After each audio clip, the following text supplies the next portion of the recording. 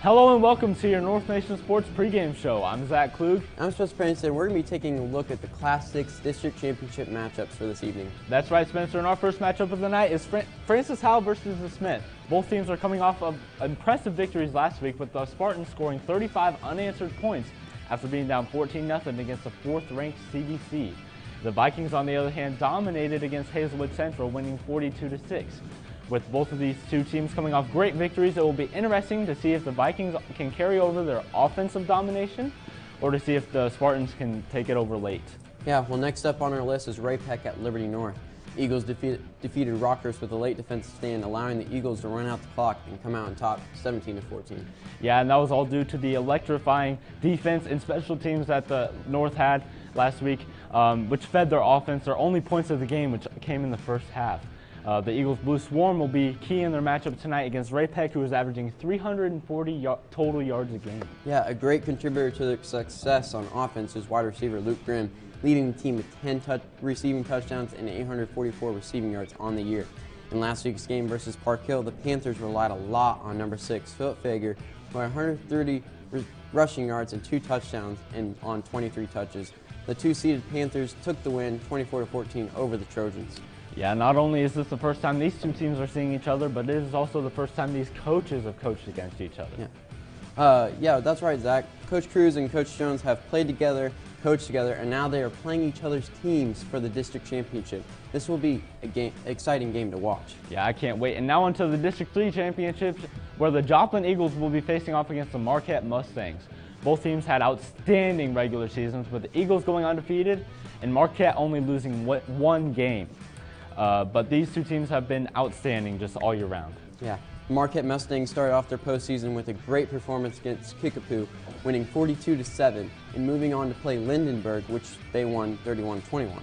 As for Joplin, they've averaged 68.5 points a game starting the playoffs, winning their first game 68-16 and their second game 69-68. I'm expecting to see a shootout from this game, from both teams having terrific offenses to start out the postseason. Yeah, it will definitely be a high-scoring game, and the winner of that game will be playing the District 2 championship, which has Fort Worth West facing off against Troy Buchanan tonight. Troy Buchanan had a fantastic regular season so far with an 8-3 record, and last week they pulled off the close victory against Blue Springs South, where they won 26-21.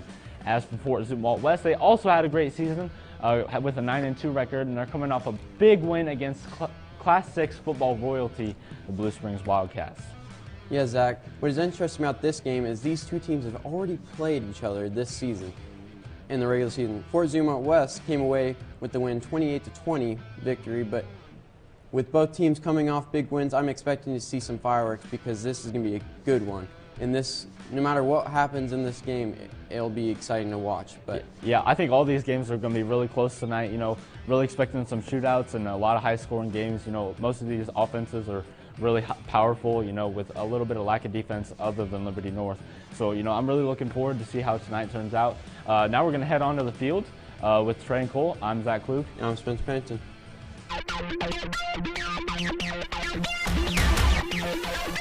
Put your lighters in the air.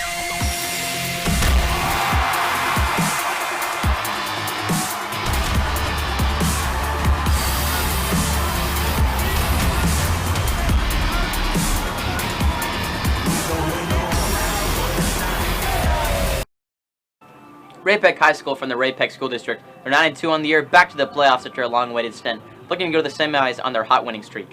Liberty North High School, Liberty Public School District, 11-0 record on the year. It's their best record in school history. Number 2 ranked team in the state. Yeah, for sure, Trey. And good evening and welcome to the campus of Liberty North High School in Liberty, Missouri for tonight's North Nation Sports High School Football Game of the Week. I'm Colin Masters, joined alongside my partner Trey DeGarmo, and 2 top dog football programs go to battle tonight, the Liberty North Eagles and the Ray-Pec Panthers. We're going to bring you all of tonight's game action live here on North Nation Sports. Yeah, we're absolutely ecstatic to bring you guys tonight's game. The winner, of course, going to the semifinals. The Eagles and the Panthers are going to look to claw their way in a battle of 2 Class 6 heavyweights. Yeah, for sure, Trey. And going straight into the keys for Ray-Pec, their big focal point is going to be number 2, Luke Grimm, the wide receiver. He's got over 37 receptions on the year, 844 yards, 10 receiving touchdowns, and on top of that, 5 rushing touchdowns. And secondly, number 1, Gabriel Shanklin, the running back. He has over 180 carries, 1,192 yards, 13 rushing touchdowns, and 6 100-yard games. a big stat you never hardly ever see in college or high school football. Yeah, that's really impressive stuff. And now looking at some key players for Liberty North, starting with Keyshawn Turner. Keyshawn Turner's a 3-year starter for Liberty North. It's been a big part of their program, and this year he's having one of his best years with 150 carries, 1,009 yards, and 13 touchdowns. The Eagles are going to look to run the ball effectively tonight against a really good Panthers defense. And now Jake Van Dyne, we've talked about him all year, how good he's been. He has 132 of 204, 2,021 yards, and the real kicker, 20 touchdowns to only 3 interceptions. If Jake Van Dyne has a good night, I like the Eagles' chances. Now let's send it all over to Jaden at the field. Jaden, what you got for us? Thanks, guys. I'm Jaden Clue coming to you with your injury reports and your weather. It's going to be a chilly 40-degree evening, but make sure you come out and support. It's going to be a great atmosphere. For injuries, Ray-Pec has one D lineman coming off of concussion protocol, but he will be playing tonight. And Liberty North is, in the words of Coach Jones, 100% healthy, knock on wood. How are you guys up there? Yeah, thanks, Jaden. It's actually pretty warm up here in the booth with both teams being pretty healthy. There shouldn't be any holding back now. Let's send it down to kickoff. And welcome back to Liberty North High School in Liberty, Missouri, here at the kickoff, or I should say the coin flip here between the Liberty North Eagles and the Ray-Pec Panthers. Yeah, we're really excited to get you guys this game tonight. Ray-Pec Panthers going up against the Liberty North Eagles, 2 Class 6 juggernauts.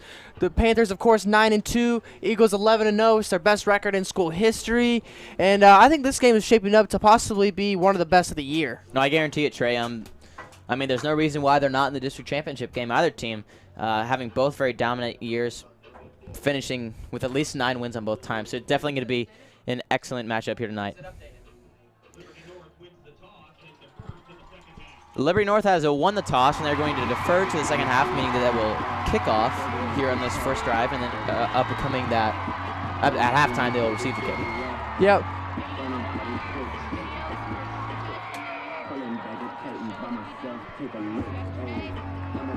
And we are just a few minutes here from kickoff here at this district championship game in District 4, Class 6 here in Missouri football.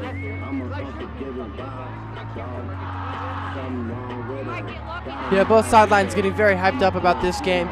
The crowd here at Liberty North is going absolutely crazy.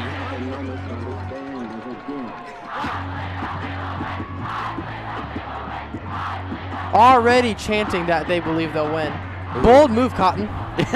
Oh, that's a good. Oh, I like that. Yeah, and just as Jaden said before in that pregame show that it's going to be mid-40s. Right now it is a 45-degree kickoff time, or a kickoff degree, but you know, as that night will go on, the wind will start to howl up here a little bit. There's not much to block the wind up north here, but definitely not going to be too many people that cold. That as the energy is going to be high out there. Yeah, absolutely. And you see Ray-Pec, they filled up the away section, and then they brought in the extra bleachers for the student section, and they filled that up too. Yeah, well, no surprise, honestly. If this game was at Ray-Pec, I guarantee almost all this student section from Liberty North would be there. I mean, yeah, absolutely. Be this just the same way.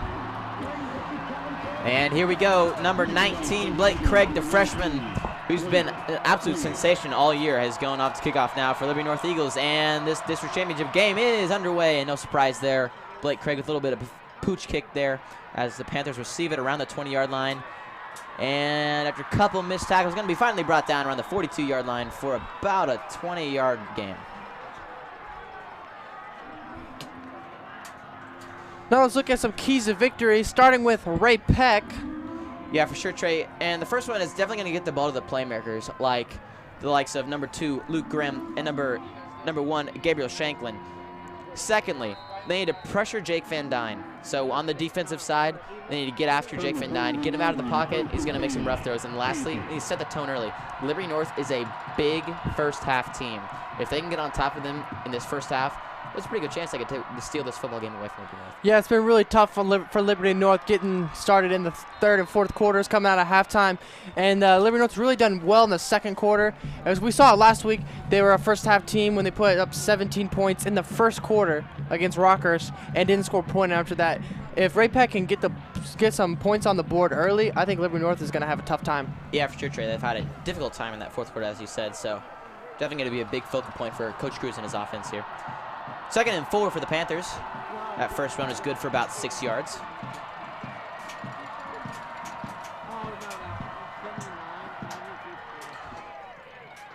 The pass is completed to That one going to number 2, Luke Grimm, and he is brought down for a big loss right there on the Eagles. That was a big play right there on the Eagle defense. Already coming after number 2, Luke Grimm.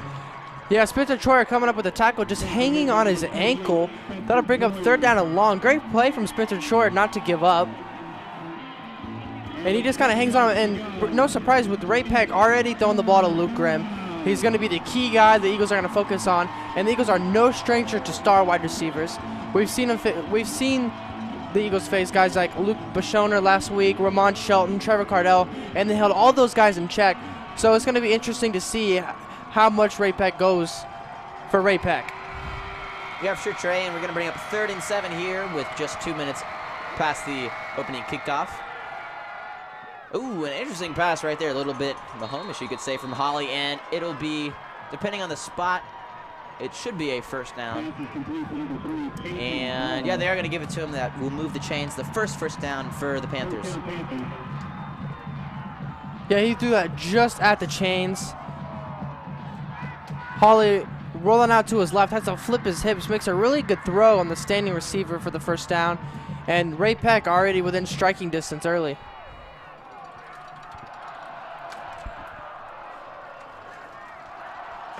First and 10 from inside Eagle territory. And this one is going to be handed off, looks like, to the likes of number 1, Gabe Shanklin. Yeah, Shanklin, of course, the star running back for this Ray-Pec Panthers team. All the talk is always about Luke Grimm. You know, he's in the Player of the Year watch, played since he was a sophomore, a real standout wide receiver, commit to KU. I mean, there's not much I can say about him that hasn't already been said. But at the end of the day, this is a running team. And we talked to Coach Tom Cruise about it, and he said they were going to continue to run the ball, even though the Eagles, you know, have been inconsistent. They're going to do their thing and run the ball quite a bit just because Shanklin is that good. Yeah, second, it's an interesting formation here for the Panthers. As Luke Grimm, and they're going to go out to pitch to the left side. And, yeah, no surprise there. That was a rather odd formation there. And they are going to have, looks like it may have been legal formation as, maybe actually a false start on that play. Yeah, you talked about that interesting formation. Well, Ray-Pec actually does run it quite a bit. Well, we talked to Coach Jones about the offense. They kind of run 2 different styles. They run the spread, which we've seen already in the game when they have multiple wide receivers spread out and only 1 running back. But right there you saw the wishbone was, then you have 2 running backs off to the side and kind of a wishbone looking, I mean, it speaks for itself. It looks like a wishbone. Yeah. And you will see that throughout the night tonight.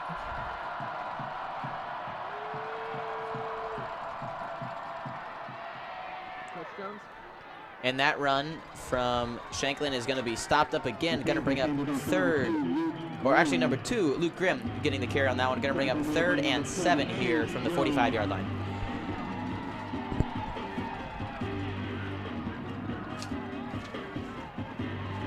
Yeah, Coach Jones having his best start so far. He struggled a little bit in the first 2 years, only going 4 and 6 both of his first 2 years. But now, I don't think I've ever seen Coach Jones more ecstatic in my entire life. 3rd and 6 from the 45. Hawley takes a snap, steps back in the pocket. He's got some time, but he gets out of the pocket and is met by a myriad of Eagles and brought down for a sack. That one being from the likes of number 1, Alex Miller. Big play right there from the man. Yeah, Alex Miller really been showing up for the Eagles when it matters the most. Had 2 picks a couple weeks ago. Comes up with a big sack here to get Liberty North's defense off the field. And that'll bring out the punting unit for Ray-Pec. Warren Bennett, of course, to receive the punt. That'll be a 4th and 7 for the Panthers. Back to receive for the Eagles, Warren Bennett III. And the kick from number 4, Gabe Sappington, is going to be received by Warren Bennett. And he shakes a tackle and gets the outside. A big gain of over 20, now 30 yards, and he's got 1 man to beat. And he got through him. Oh, wow, what a return right there. Warren Bennett is going to take it to the house. Oh, my goodness, what a return by Warren Bennett. He takes the ball after a short hop and receives. Let's look at the, I can't even say, look at the replay. It doesn't even go far. It doesn't even go far back enough to look at the replay. Oh my goodness, look at that. Warren Bennett receives the short hop by the 10-yard line and does a quick little juke move on Ray-Pec's defender. He gets the outside, and just shook off a bunch of tackles, and there's no penalty on the play, and it's going to go for a touchdown. Liberty North up 6-0 early in this one. Yeah, I'm left absolutely speechless after that one. That's just a fantastic individual effort from Warren Bennett, weaving in and out of guys. He did a fantastic job reading his blocks. Yeah, that was excellent.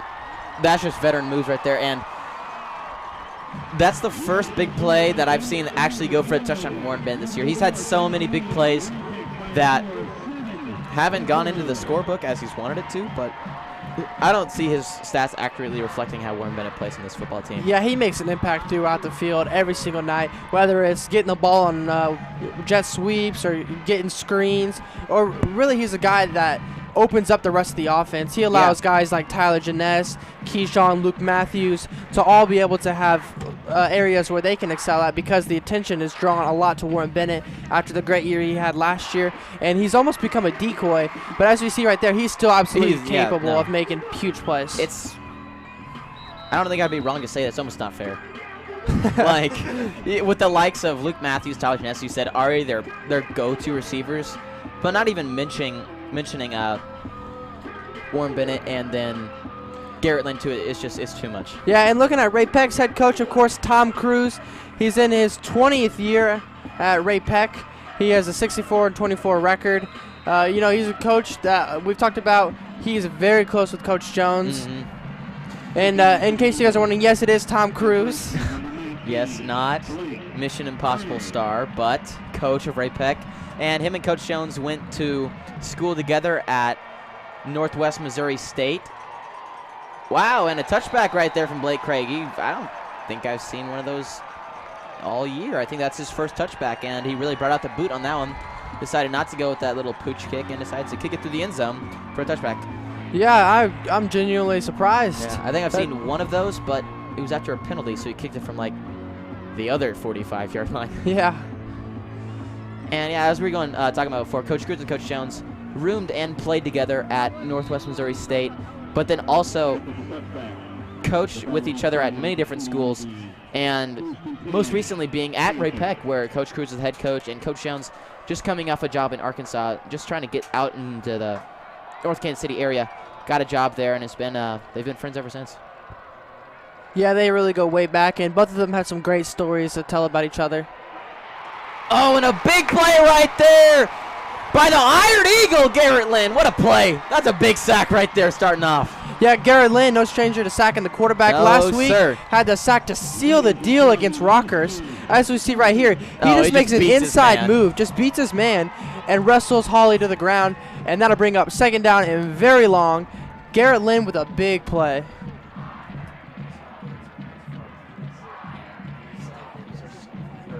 Garrett Lynn's a guy that's been making an impact on both sides of the field in this season. He's really the only guy for the Eagles that plays both ways.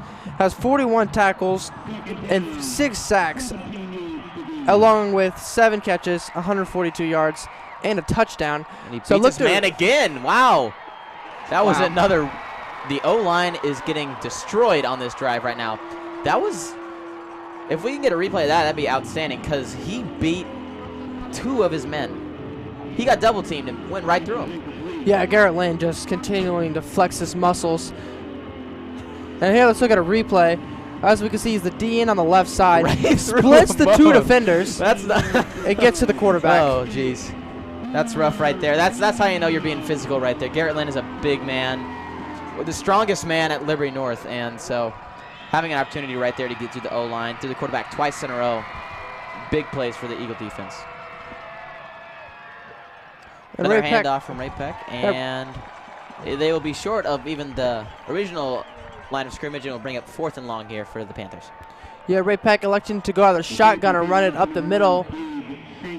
Not able to get a whole lot of yards on that. I think that was something where they could catch the defense off guard, where defense might be playing the chain, so you're on a draw. That's something you see quite a bit on 3rd and long, along with screens. Obviously, that time it didn't work out in Ray-Pec's favor, and they're going to have to punt once again to Warren Bennett, the dangerous return man for the Eagles. Be careful here. He's already 50 yards closer on this carry, and that punt not as good, and it does get an Eagle bounce. Yay. About a 26-yard punt, net yards. Going to bring up Eagles excellent field position. Their first time out on the field as an offense. And what did we say, Cole? The Eagles start hot. Yeah, they do, Trey. Ray-Pec was going to have to start this game and put the Eagles on their heels to be able to have a chance in this game. And what do? They come out a little bit flat, and the Eagles already jumping on them early. Yeah, and let's go straight into the keys for Liberty North High School. So they need to eliminate big plays. That's something that's been a kicker to them recently. If they can keep the ball on the ground, and if they're going to beat them with 5-yard slants, they're just going to beat them 5-yard slants. They're going to eliminate the big plays. Secondly, stopping the run game, which they've done a pretty good job already. Ray-Pec runs a lot of run plays, as you can see, not only with the likes of number 2 Gabe Shanklin, but as you said before, Luke Grimm already has 5 rushing touchdowns, so the rush is a big part of their game. And then lastly, if they can get the run game going early, Keyshawn Turner and Zach Lingham-Davis, they should be able to tear up the field for tonight. Yeah, the run game really is going to open up the rest of the offense for the Eagles. That's what allows guys like Warren Bennett and Tyler Janess, Luke Matthews all to excel on the outside, is because you draw these defenders into the middle of the field, and that leaves one-on-one matchups for those guys, and it's really just going to open up the entire offense. And that play right there is from about a 6 or 7 yard gain right there from Zach Lingham-Davis. His first carry of the night. It's actually going to be an 8-yard gain. They're bringing up 3rd and short here from the 28-yard line. Yeah, Zach Lingham-Davis, of course, splitting carries with Keyshawn Turner. He's had a pretty good year, though. 109 carries, 709 yards, and 8 touchdowns, and 6.5 yards a pop. Very impressive stuff from a guy that has a split time. And back to the screen pass right there. No surprise. Warren Bennett is an electric player right there. So many times you see him on that screen pass. He's got so much wide open space, and he can make moves just like that, and that's going to move the chains right there for about a 10-yard gain right there by Warren Bennett.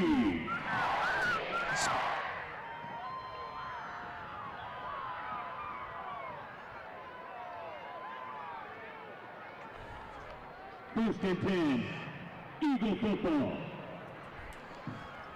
First down for Jake Van Dyne.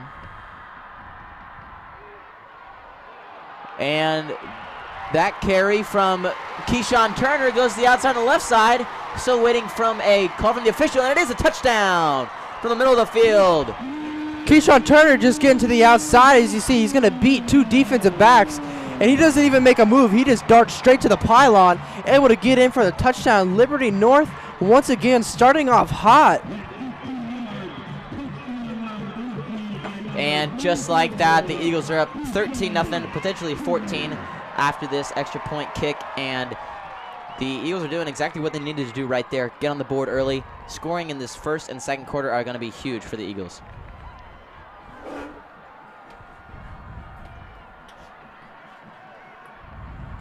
And the kick is up and good for Blake Craig. Going to bring up a 14-0 lead. The Eagles are up over the Panthers.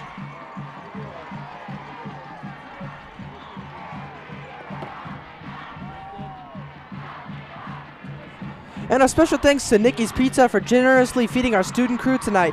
Nikki's Pizza is locally owned and proud to support Liberty Public Schools. Stop in after the game or anytime for the best pizzas, pastas, sandwiches, and salads in the Northland. Thank you, Nikki's Pizza.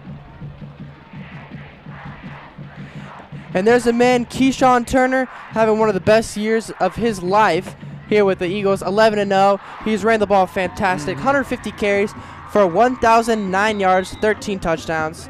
92 yards a game. This kid is making an impact every single game. Yeah, he came in and broke the 1,000-yard marker last game, even though he did not have his best running game on last week, but still was able to break past that, and that's an excellent milestone. 1,000 yards in 1 year, especially in a district and a class such as Missouri Class 6. That's really a testament to how much work he puts in. Yeah, a gauntlet, as Coach Cruz called it. And a third kickoff here for the Eagles. Blake Craig here. It is up, and they're going to go back to the pooch kick on this one. Received from Ray-Pec at about the 23. One tackle missed, and another one he gets by him. He's only got, looks like it's only got number 85 to beat for the Eagles, and it is brought down. Actually, Luke Matthews had the opportunity to make the tackle, and he does, but the damage is done as Ray-Pec gets an excellent return on that kickoff. Yeah, that's number 15, Jack Ardito, getting the ball, and he is untouched for this entire run until he was finally tracked down by Luke Matthews, who was taking a great angle at it. And that's an absolutely big start for Ray-Pec. Their offense hasn't gotten anything going in the first 2 drives, and they're already in field goal range. That's big for the Panthers. Yeah, it is, and it looks like something has happened to the down marker. Oh, they got it all figured out. And as the big matchup tonight, it's definitely going to be between number 38, Spencer Troyer, and not number 3, right there, number 2, Luke Grimm. As we don't see that matchup right here, but that's definitely going to be something to watch, Trey. The run from, it looks like that was from number 1, Gabe Shanklin. Nope. Or, actually number 6, sorry, Philip Fager, and that is going to be a good for about a 5-yard gain right there. Going to bring him up just outside the red zone. Yeah, good run from Philip Fager. If they're able to get 4 yards a pop on every single run, they're going to have a lot of success tonight. They're going to continuously just try to smash it down the throat of the Eagles. And they go back to that interesting wishbone formation. And they are going to give it to, looks like that one is number 1. Gabe Shanklin. No, number 2, Luke Grimm. Oh, number 6 again. Well, shoot. Philip Fager on the carry again. Yeah, the Eagles playing a little bit of better defense on that one, only giving up 2 yards. That'll bring up 3rd down and 4 yards for Ray-Pec. We'll see what they elect to go with here, because they do have a lot of options. They got Luke Grimm, who can run it and catch it. Philip Fager, who they've given it to the past couple times. And, of course, Shanklin, who can run it and catch it. We'll see what they elect to do. The Eagles are going to have to stop a lot of guys. And 3rd and 4 here from inside the 20, and that time it was Gabe Shanklin on the carry, but is stopped up by the Eagle defense. Going to bring up 4th, and depending on the spot, looks like it is going to be 4th and 4, and no surprise to bring out the punting unit to try and get some points on the board here for the Panthers. And the Eagle defense, once again, stepping up in a big way. After the special teams gives up the big return, a 3 and out for the Panthers offense. And once again, the Eagles defense bailing out the other sides of the ball.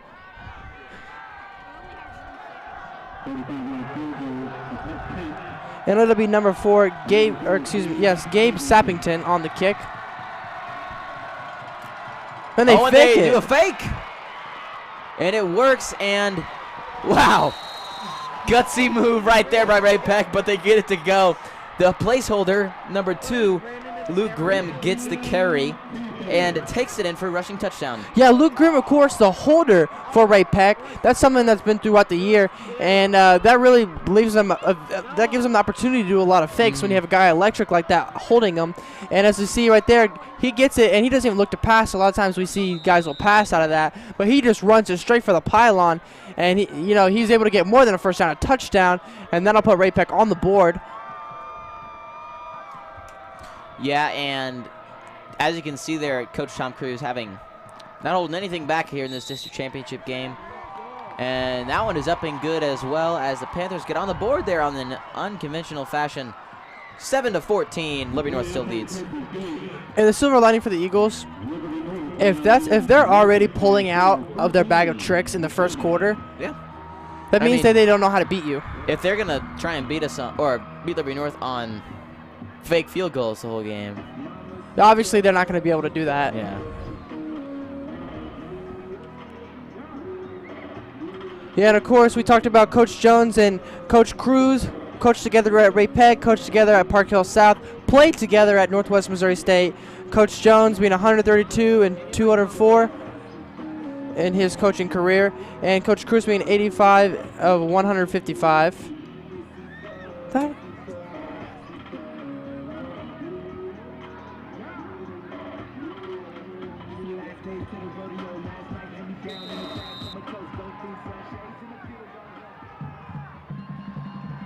Yeah, both of them have won about 3 state titles.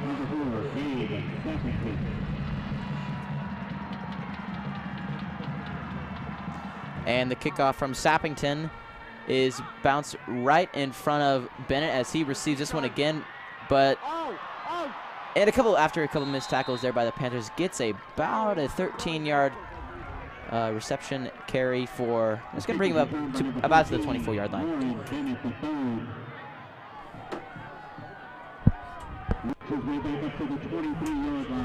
And the Eagles will get the ball, already having a lot of success. Their only drive on offense, they were able to get a touchdown, ran the ball very effectively.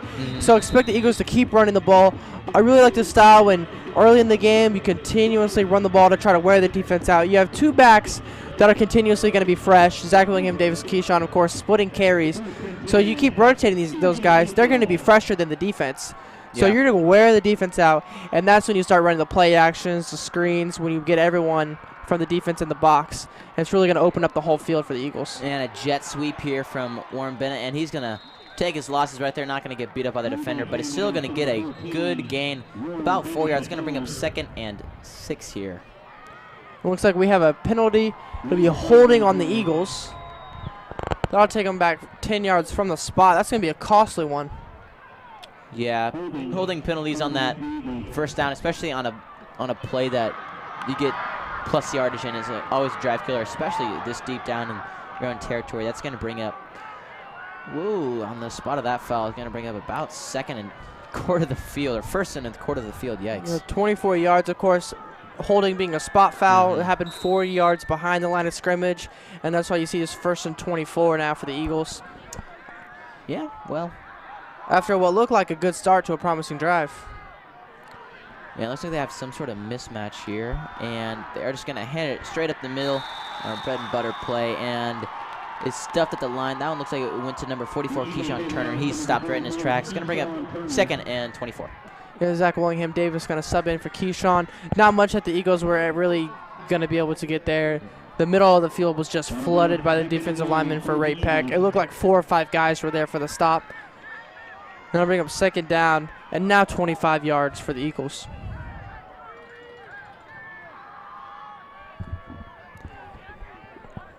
Eagles awaiting the play. Looks like their offense is having some communication issues. Well, I mean, it's always kind of tough whenever the offense can go so far down the field. They can only go to the 25-yard line. If you're all the way back on the 8, it's kind of hard to read those signs, I would assume. And it looks like we have a dead ball foul. And it looks like it may be delay of game. Or actually, no, a timeout called by Liberty North. And they will take their first timeout of the half. Yeah, that's not the time you want to be calling a penalty for Liberty North. Backed up on your own end zone. Late in the first quarter, 2nd down. That's just a mental mistake. Coach Jones has to be frustrated with that one. Yeah, for sure. Trying to burn a timeout right there with only 40 seconds left in the first quarter is something you got to deal with as a coach, but definitely want to try and avoid unneeded timeouts right there, Trey. Right, and you don't want to take the 5-yard penalty. Of course, it would be half the distance, so 2.5-yard penalty there, and electing to burn a timeout instead of taking the penalty. Fans, we would like to remind you that the Show Me Bowl 2019 will be played at Thoreau Field at Memorial Stadium on November the 30th. State football invades Thoreau at the Liberty North. The PTA at Liberty North is the Eagles Club. Get involved with your kids' education today at North Nation with the Eagle Club.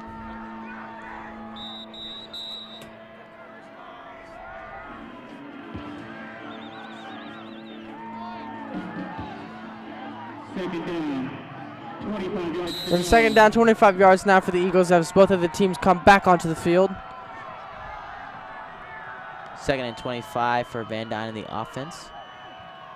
As Jeunesse was in motion, Van Dyne runs out of the pocket, rolls out to his right, and finds his open receiver, but is instantly brought down. Looks like that catch was made by number 12, Davis Rockers, getting in the game a little bit. Yeah, Davis Rockers hasn't had a catch in a couple weeks. After he was able to have, he did have a couple big games right in the middle of the regular season. He has 10 catches, 141 yards, and 3 touchdowns. So all of his catches have been pretty big plays.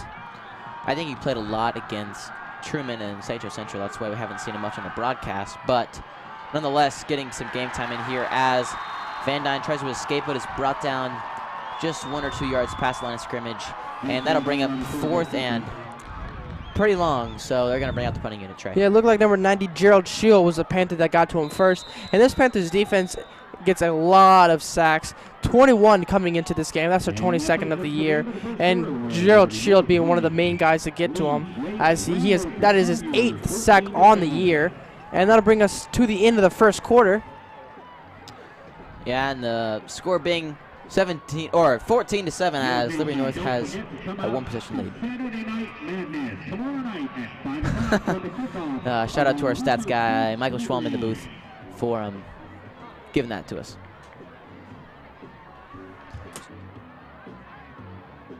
Hawthorne Bank believes in its customers and their dreams for the future. About 5 years ago, when we had a smaller space and it was time to move, I had a vision for what I wanted, and Hawthorne was the one that could see the vision. Honestly, I don't think it could have happened without Hawthorne Bank. I'm Kent Peterson, Market President for Hawthorne Bank. We are proud to support Liberty Public Schools and the Liberty community. Hawthorne Bank, Equal Housing Lender, member FDIC. And 5, 3, 2, 1. Creating innovative sports content to entertain and thrill our community. Professional broadcast environment for tomorrow.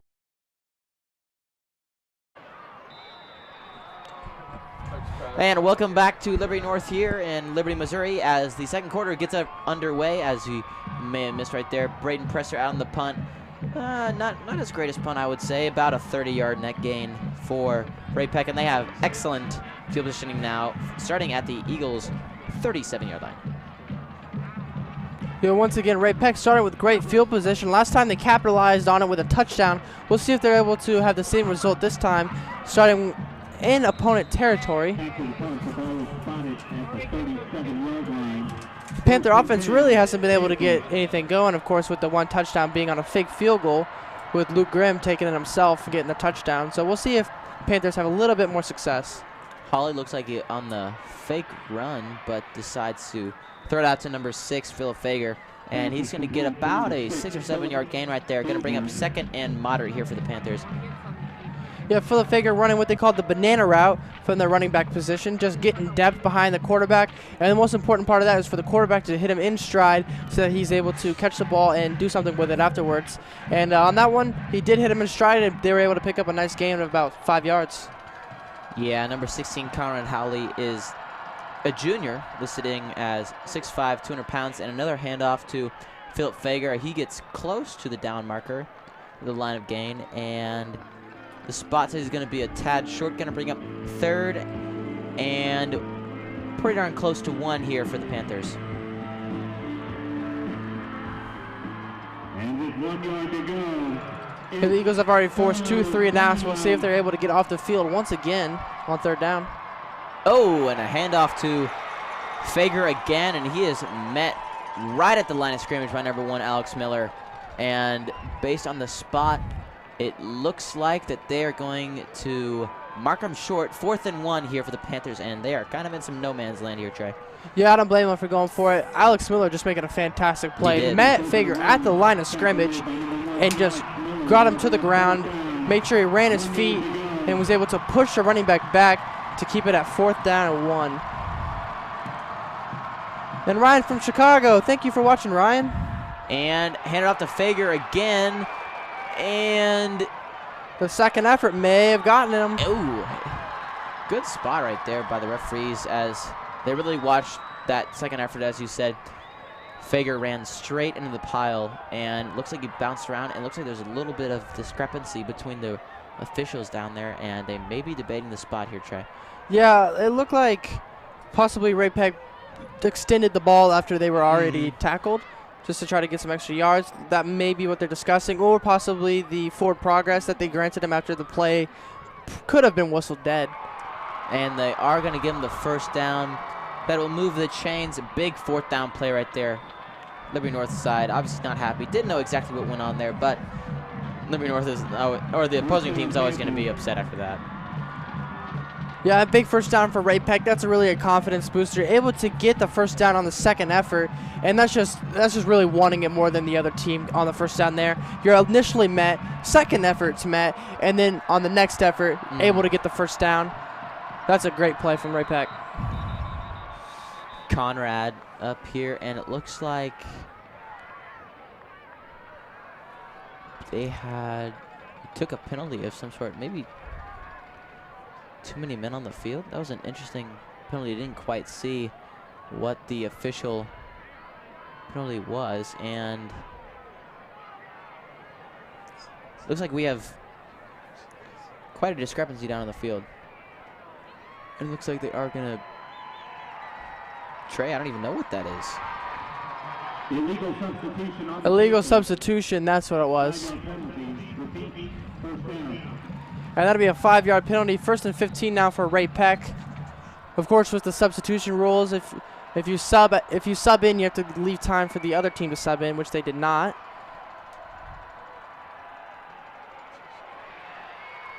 Across the body pass from the quarterback Holly, and that is going to go for an incomplete pass.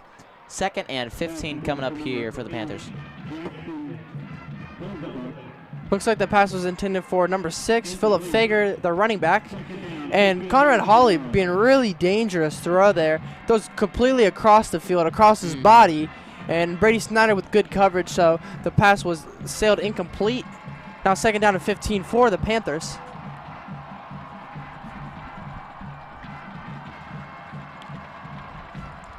Second and 15, as you said, Trey, as Holly tries to get something going here for the Panthers earlier in the 2nd quarter, and throwing over the top, and the catch completed, number 24, Hudson Bailey. Gonna go in for a touchdown for Ray-Pec.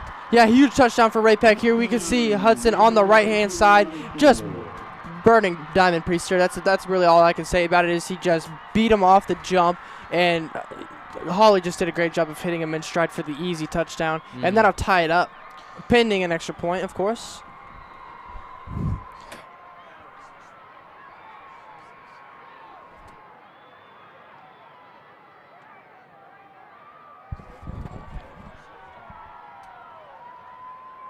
And the extra point now for Raymore Peculiar. Sappington's kick. And a bad snap. Oh, that did not look like a designed fake play. Oh my goodness. Well, that's how you draw something up right there, Trey. It did not look like that was a designed fake play, as number 2, Luke Grimm, with excellent field awareness. Yeah, Tucker Miller was able to catch the extra point on that one, and that'll give Ray-Pec a 1-point lead. We've seen some really gutsy play calling. I don't think that was called, but it was really gutsy nonetheless for Luke Grimm to make a play like that with his legs and then throw it. Yeah, I don't even know what to say. Luke Grimm, I think, made that pass with gloves on. Yeah. That's tough to do right there. And not only that, was it an accurate pass in the end zone for a 2-point conversion, 15-14, Ray-Pec. Well, you can already say in the first half, I've already seen a lot of stuff I definitely wouldn't thought I would have seen. Yeah, this has been a crazy game. We predicted it was going to be one of the craziest games all season, and so far it's lived up to the hype. Yeah, speaking of crazy, we had an interview with Coach Cruz on Tuesday, and one thing that he really wanted to emphasize was that Coach Jones is one of the craziest men he's ever met, that he would be lucky if... Oh. Hi, Max. My brother is watching the game tonight, along with the rest of my family at home. No surprise there. And as I was saying before, Coach Cruz said he'd be lucky to just have a quarter of the energy Coach Jones does. So no surprise that Coach Cruz is trying to do something a little bit better. Yeah, we asked Coach Jones what he thought about it. Called you crazy. What is it like coaching against a former teammate? Is he crazy? Well, Coach Cruz was a quarterback in college, so you know they got to be cool, calm, and collective. Those guys. I was a safety in college, so it's kind of every day of practice we went against each other. But we played together, like he said. We GA'd together at Northwest, so we were both assistant coaches there. Very blessed. When I took my first head coaching job, he was the first guy I hired to run our offense. So I got the privilege of having him as our offensive coordinator for 4 years. Then when I left and went to Arkansas, he took the Ray-Pec job. And then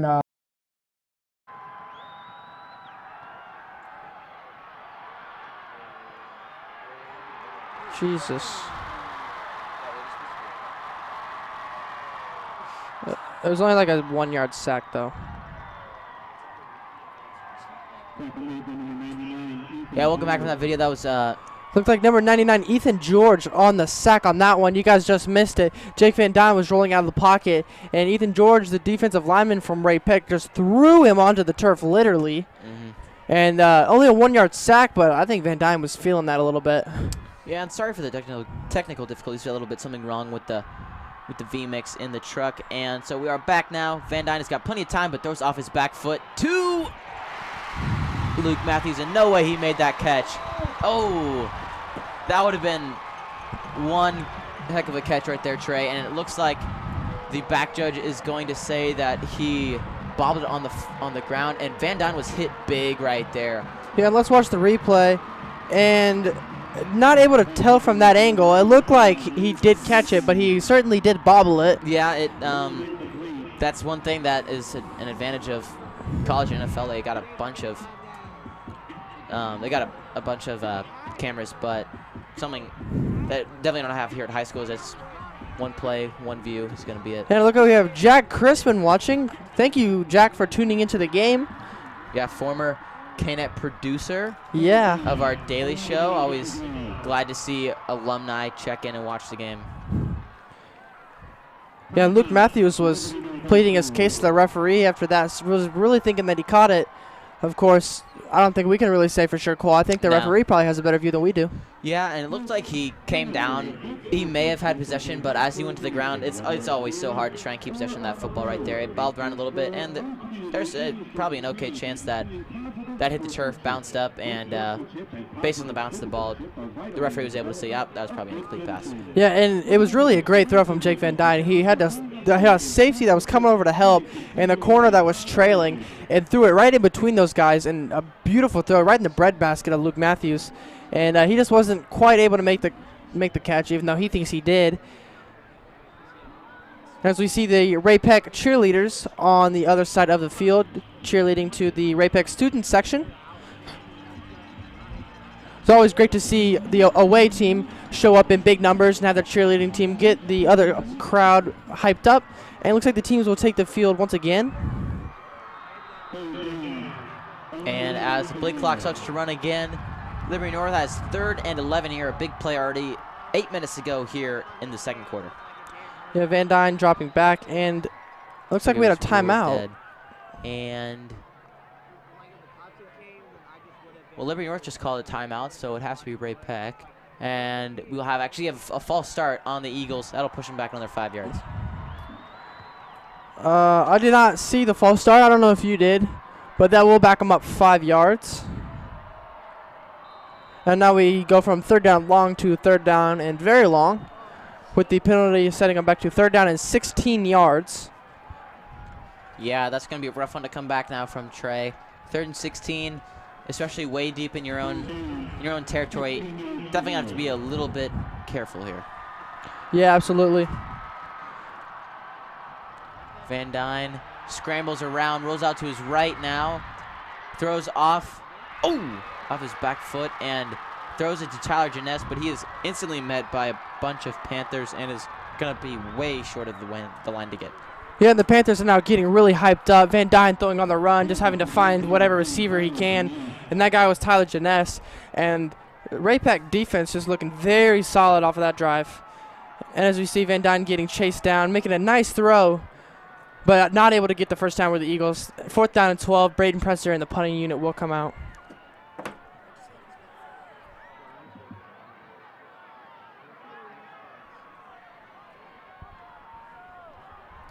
And Braden Presser comes out to punt this evening from his 5-yard line, and that is a much better punt than his one before, as it goes and takes a little bit of a Ray-Pec hop, gonna stay in Eagle territory on the 48-yard line on the Eagle side of the ball.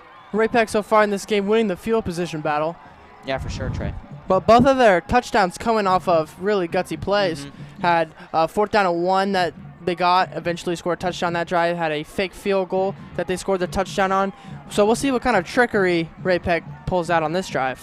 Yeah, we've really yet to see a straightforward drive go down the field. The ones that was a straightforward drive, they had to go 3 and out on that first drive to start off the game. So we will see what Coach Cruz has in store here.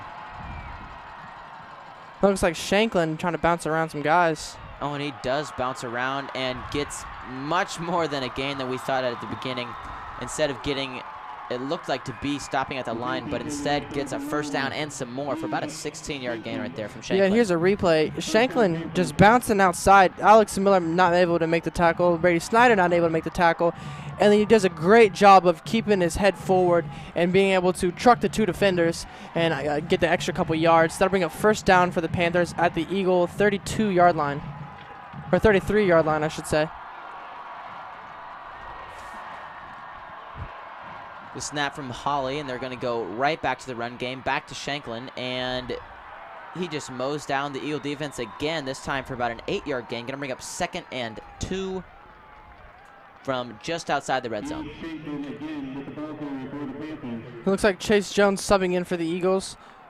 Last week we saw quite a bit of Rutgers running the ball down the throats of the Eagles, with the Eagles really just kind of thinking of it as bend but don't break. You can give up plays, you can give up 5-6 yard gains all day, but once you get to the other side of the field, that's when you really hunker down and don't let the opposing team score on you. And they did it really well last week, only giving up 14 points.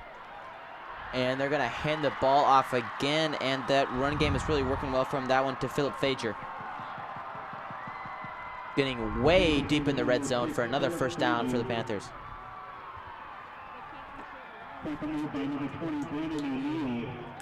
Yeah, Brennan O'Neill making the tackle on the outside. Ray-Pec probably just going to keep on going with the run.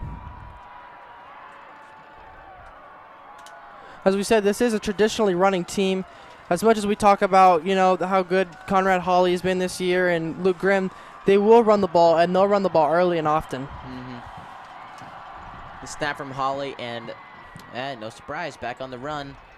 And it took 2 Eagles that time to bring down Fager, but he does go down for a loss of about 2 yards. Going to bring up 1st and goal from the 10, or 2nd and goal from the 10, I should say. Look like Justice Braden and Brady Snyder on the tackle for the Eagles. Fager doing a great job of trying to break the 2 tackles, running really. I think the biggest strength for Fager is just how hard he runs. He just does not give up after contact. Gets a lot of yards after the initial defender hits him. And a play that possibly could have been a loss of 5 or 6 yards, he ends up almost getting back to the line of scrimmage. Another handoff to Shanklin, and this time he is stopped at the line of scrimmage. Going to bring up 3rd and goal from the 10-yard line. Big play right here for the Panthers. Yeah, he's stopped by a swarm of Eagles, including Andrew Stevenson, Connor Baxley, Chase Jones. And that's one thing about the Eagles is they gang tackle. They get as many hats to the ball as possible. And I think that's partially why their defense has been so good this year, is that everybody gets involved in all the tackles. So a guy may be able to break 1 or 2 tackles, but you're not breaking 11 tackles. No way. And 3rd down, and it looks like they will spread the Panthers out on the line of scrimmage. And another run-pass option. Oh, and it's down to the field. Fumbled, and wow, that play looked like it was going to be broken up from the beginning. And it was actually a speed option. And it looks like Holly, you could see right there, was going to get beat up by a bunch of Eagles and decides to flip it away to Shanklin, and not a great shovel pass right there from Holly, and it did bounce on the ground, and Shanklin will just take his losses, and it looks like the Panthers will come out for a field goal. Yeah, that was one of the most interesting speed options that I think I've ever seen. Holly was bouncing around trying to figure out what to do. He of course, running the option to the short side of the field, which is a weird decision, and obviously they weren't able to get anything out of it, and I really kind of have to question why you run the option to the short side when you're running it to the opposite side. You'll be able to get a much better matchup. And you have a lot more room to run. You get stuck with the DN staying home, and so Holly doesn't know what to do. Yeah, and, well, it comes to pass pretty well for Ray-Pec as they do get the field goal to go up and good. Now up by 4 points as the Panthers are up 18-14 over the Eagles. Yeah, and that 2-point conversion, possibly something we could look at the end of the game and say that was the difference. Even though it was just and the moon tonight, it's breathtaking. Yeah, Trey, it looks pretty cool out here. Normally, as daylight savings time ended, the game time has not been this dark, but as the season progresses and as the year goes on, it gets darker, and we get to see cool things like that.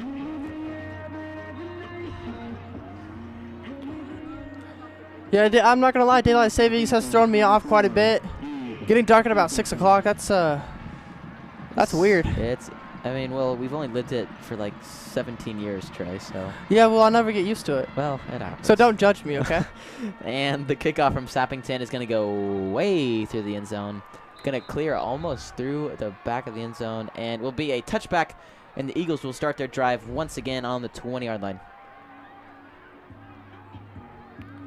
Yeah, Sappington, of course, has a huge leg. We saw him just kick a long field goal, and now he kicks it through the back of the end zone. Of course, the Eagles have seen a couple guys with huge legs. Owen Lawson last week from Rockhurst, possibly best in Kansas City.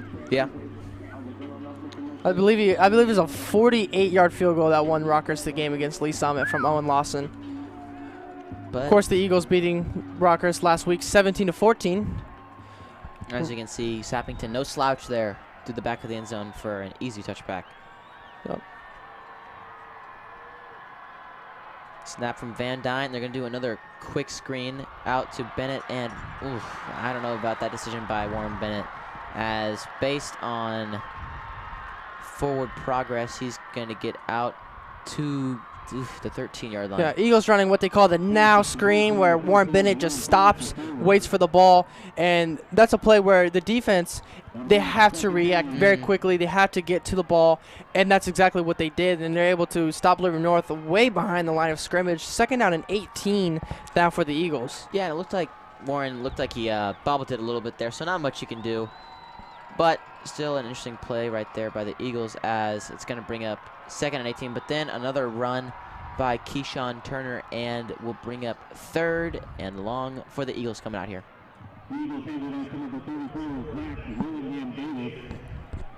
And it looked like it was Zach Willingham Davis on the carry. Every week, Trey. Every single week. I cannot distinguish the two. It's never going to stop. No. And, of course, Zach Willingham Davis is going to be here next year as well. Yeah, well, Keyshawn will not, so at least they will not go 34-44 again. Yeah, Keyshawn will be off in college playing football somewhere, I presume. And we will get a reception by Warren Bennett right there, but even though he is short of the line to gain, we will be getting a first down anyways, as Van Dyne goes down hard with a roughing the passer penalty. Yeah, and it was just dirty. I don't really know what to tell you about that one. It was a great play from Warren Bennett, weaving through defenders. I like the play call from Jones as to take advantage of what Ray-Pec is giving you, but there was no reason for what just happened. Yeah, it's just a screen pass right there. You know that Warren Bennett's probably not going to be able to get the first down.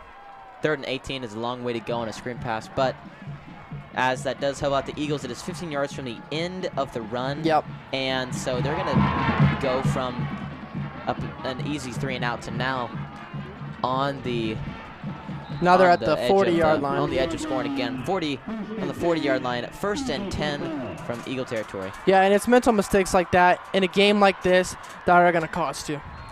And up from goes to Zach Willingham Davis. Is going to be about a 1-yard gain. Going to bring up 2nd and so it's going to be 8 yards actually from the Eagle 42. With 2 minutes left here in the first half, I would assume that both teams are definitely going to try and strap it in here, getting a last-second score. Yeah, the Eagles, they really have a lot of time, still have a timeout. You got sidelines to use. 2 minutes left is quite a long time, especially with a kicker like Blake Craig, who can kick at nearly 40 yards. Yeah. So they only have about 40 more yards to go. And this is a big drive right here, knowing that the Eagles deferred on the first kick. Oh, wow. A risky pass right there from Van Dyne on the first pass, and it was intended for 85 Luke Matthews, but he was double covered, and looking at that ball was almost picked off by the Ray-Pec defender. It looked like that was number 72.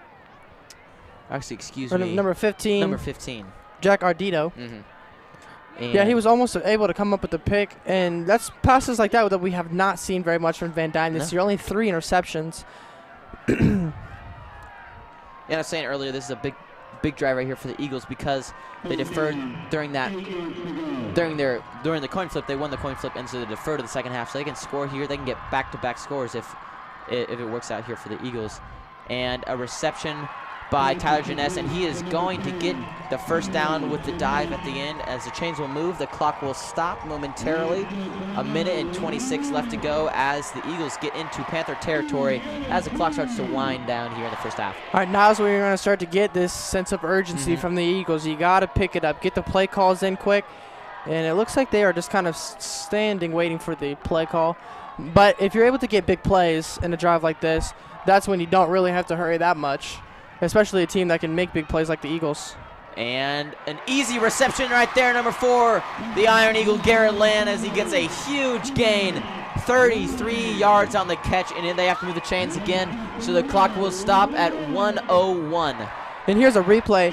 Garrett Lynn running a seam up the middle of the field. Jake Van Dyne with a clean pocket. That's when he does his best work. And Garrett Lynn just gets 2 steps of separation. That's all it takes. And just like I was talking about, big plays from the Eagles. Oh, wow, that ball was incomplete. And as we missed earlier, the clock continued to run even though the first down markers were not in place. So interesting miss right there by the referees, as the Eagles lost about 10 seconds off the clock right there. Yeah, but 43 seconds and 1 timeout, and you're Still at plenty of time, the 20-yard line. It's plenty of time. The screen pass incomplete, defended by number 36, Gavin Hembry, the standout linebacker for the Panthers. And 2nd and 10 from just inside the red zone here, as Van Dyne has plenty of time again. Throws. Oh, he just about caught that ball. Wow, that would have been something special right there. And it looked like Van Dyne was pressured in the pocket.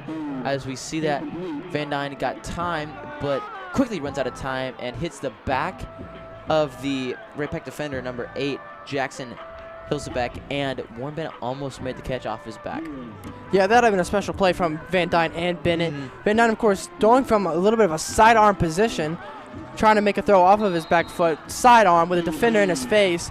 Of course, you know, that's not something that you're going to have Risky to do every play. day, and it was a little bit risky, but of course it fell incomplete. And then we had 3rd down and 10 yards for the Eagles. Yeah, definitely a big play coming up here with just 30 seconds left in the first half. Eagles looking to get a first down, but if not, potentially a field goal, or maybe they're going to go for it here.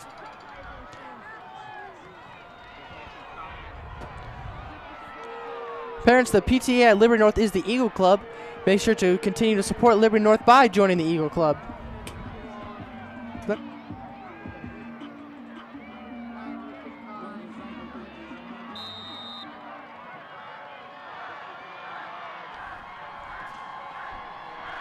And the 3rd down snap from Van Dyne. He's rolled out to the right. He's got time. He's got the man he wants. Oh! What a catch!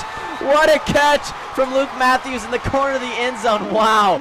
Oh, my goodness. And right when they needed it most, Liberty North strikes to get a 20-18 lead. And just a little throwback for you guys. This is the exact same play that Liberty North scored on against Lee Summit North in the exact same fashion. Luke Matthews ran a comeback on the bottom side of the screen, and then he breaks off of the comeback. Van Dyne, of course, rolling out to that side, and they're just looking at each other. They have that connection to where they know when the ball is going to be thrown. That's just perfect timing. And Luke Matthews making a great catch, and Jake Van Dyne throwing a really great pass. Touchdown for the Eagles, and that's huge with the Eagles going to get the ball at the start of the 3rd quarter. And the kick from Craig is up and good, as well as the Eagles take a 21-18 lead. And something, Trey, that we may have missed just so quick in that replay is that the defensive lineman on the right side of the field was maybe a 1/4 of the foot away from tipping that ball at the line of scrimmage, and little thing that could go unlooked in replays, but something like that could easily just have turned the tide of that game. So kudos to the D-line for the Panthers, but just so close to taking that touchdown off the board. Well, you know what they call it. It's a game of inches, Cole. It is, Trey. Yeah. It hasn't showed itself much this game, but just right there, a game of inches indeed. Yeah, an inch here or there really turns the tide of, really almost every single game. Yeah, not even just football, just like a lot of games in general. Basketball, missing by an inch on the rim is going to bounce it out, and then baseball, it's like an inch off the plate or an inch away from the upper, or like top half of the bottom half of the ball. It's a difference between a home run and a ground ball right there. So definitely a game of inches in all types of games. Yeah, golf definitely being a game of inches as well. Of course, the ball's only about an inch. Yeah, so the difference in an inch, yeah. It's going to whiff, but yeah, I'd agree. The kickoff from Craig, a little squibber. Good one. And it is a good kick as Ray-Pec receives the kickoff and is brought out of bounds at about the 36-yard line. It was a good squib kick, and I do like the decision to squib kick it here. You don't want to give up a big return, but I disagree with the decision to kick it to Luke Grimm. something that we've seen the Eagles do is kind of challenge playmakers of the opposing team. Week 1, we saw them do it to Keon Mosey. They kicked it to him time and time again, and that ended up costing them. So we'll see if the Eagles continue to kick it to some of the best players from Ray-Pec. Now, we're definitely not counting out the Panthers here, as they have 26 seconds left, 2 timeouts, and they have relatively good field positioning here. We will see what happens now, as Hawley has the receiver wide open. Luke Grimm, and he goes down to the field, gets inside the 5-yard line, but there is a penalty marker down. Actually, that catch was by number 24, Hudson Bailey, and just said it why. And Brennan O'Neill on the coverage, coming in for Diamond Priester, and he gives up a big play to the same receiver, and Conrad Hawley making a fantastic throw. Good toss right there. And as you guys may have seen right before that play, that was Steve DeGarmo with Boom Goes the Dynamite. And now Dave Missel, the white half referee, making the call. Dave Meisel, excuse me. And we didn't quite see what the penalty was on, but it looks like it was on the Eagles, so a half. Possibly a horse collar, it looked like. It could have been, yeah. And so a half distance to the goal. It will be 1st and goal from the 3, and the tides change just like that, Trey. And like I said, never count him out because Hawley definitely has a cannon for an arm. Well, what were the keys to victory, Cole? No big plays. Eliminate big plays. Yep, and that'll cost him right there. 2 scores, or excuse me, the 1 score was on a big play, and now we have a big play potentially setting up a score. And Hawthorne Bank, North Nation Sports Game of the Week is brought to you by Hawthorne Bank, serving communities all over the Northland and Liberty at 5 Victory Lane.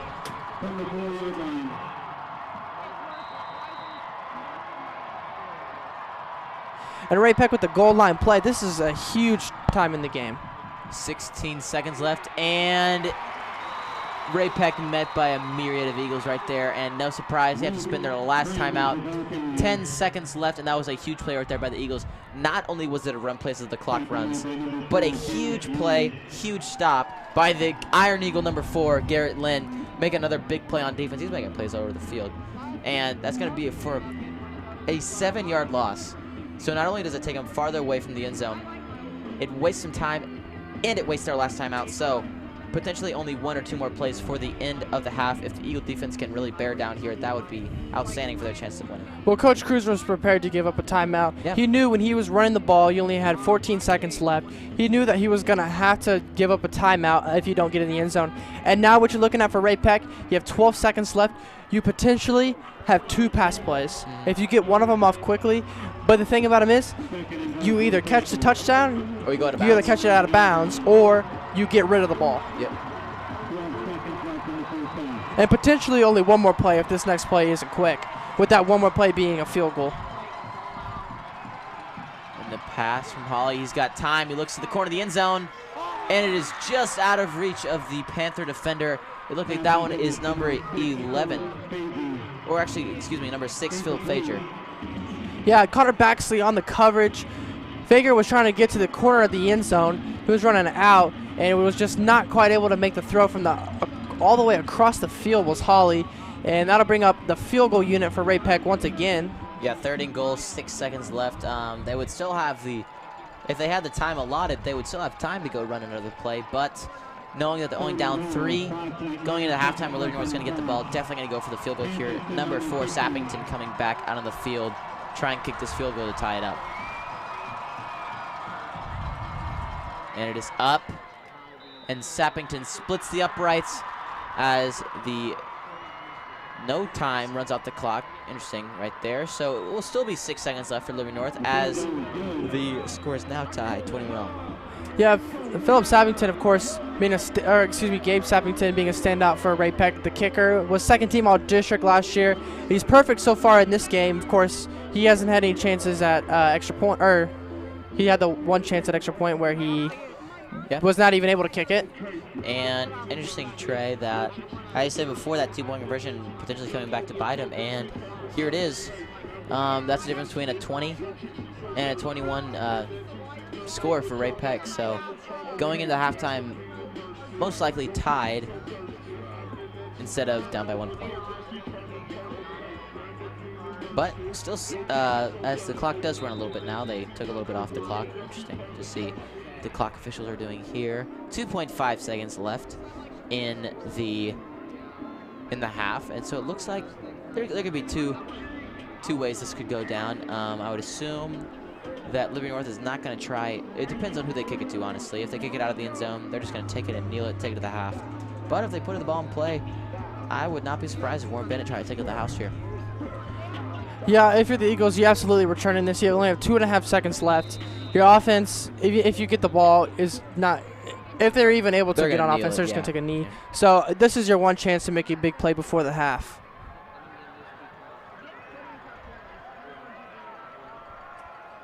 And the squib kick, no surprise. Oh, geez, and right he there. goes straight to the ground. Yeah, no surprise there. And looks like that was kicked straight to number 81 on the Eagles. Number 81, Caden Armstead, the junior. And with 1.1 seconds, the offense will run back on the field and possibly a Hail Mary situation. Van Dyne has the arm to do it. Yeah, that was not the kick that I don't think that was the kick that they wanted. No, you Coach try to Chris get wanted a little bit farther than that, because now 50 yards is. You try to kick it to the guy at about yeah. the 20 on the far sideline.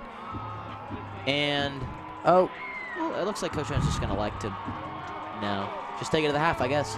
And at the end of the first half, the Eagles and the Panthers are tied 21 apiece for this District 4 championship game from Liberty, Missouri.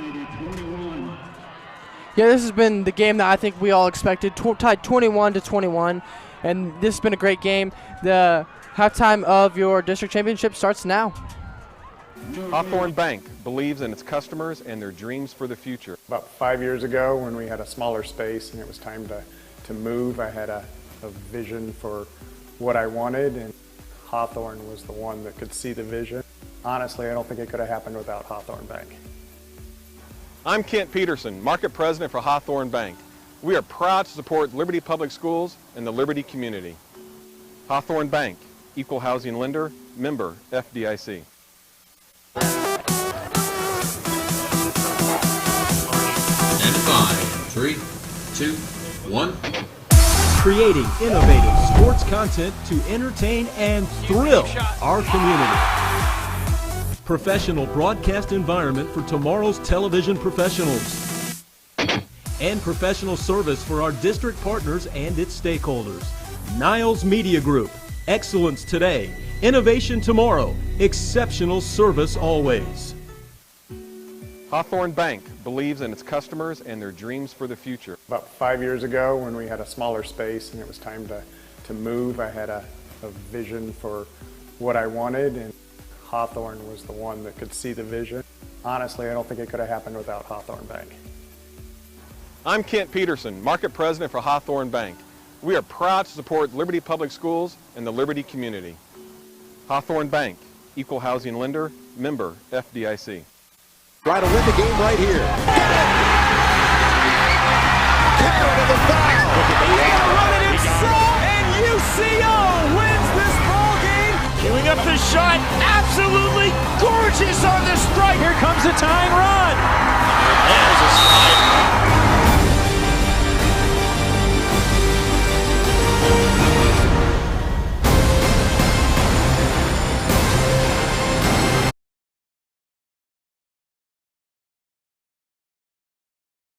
Peck face off in the District 4 championship game, and the score is all tied up here after the first half, 21-all. Yeah, and here's the final 8 teams in Class 6. Of course, DeSmet and Francis Howell taking on in a District 1 championship game. The winner of that district will play the winner of tonight's game, Liberty North versus Ray-Pec in the Class 6 District 4 championship game. And then we have Joplin versus Marquette. A matchup with 2 offensive juggernauts. Joplin putting up 65 points a game in the postseason so far. The winner of that game playing Fort Zumwalt West versus Troy Buchanan. Both of those teams coming off wins against Blue Springs schools.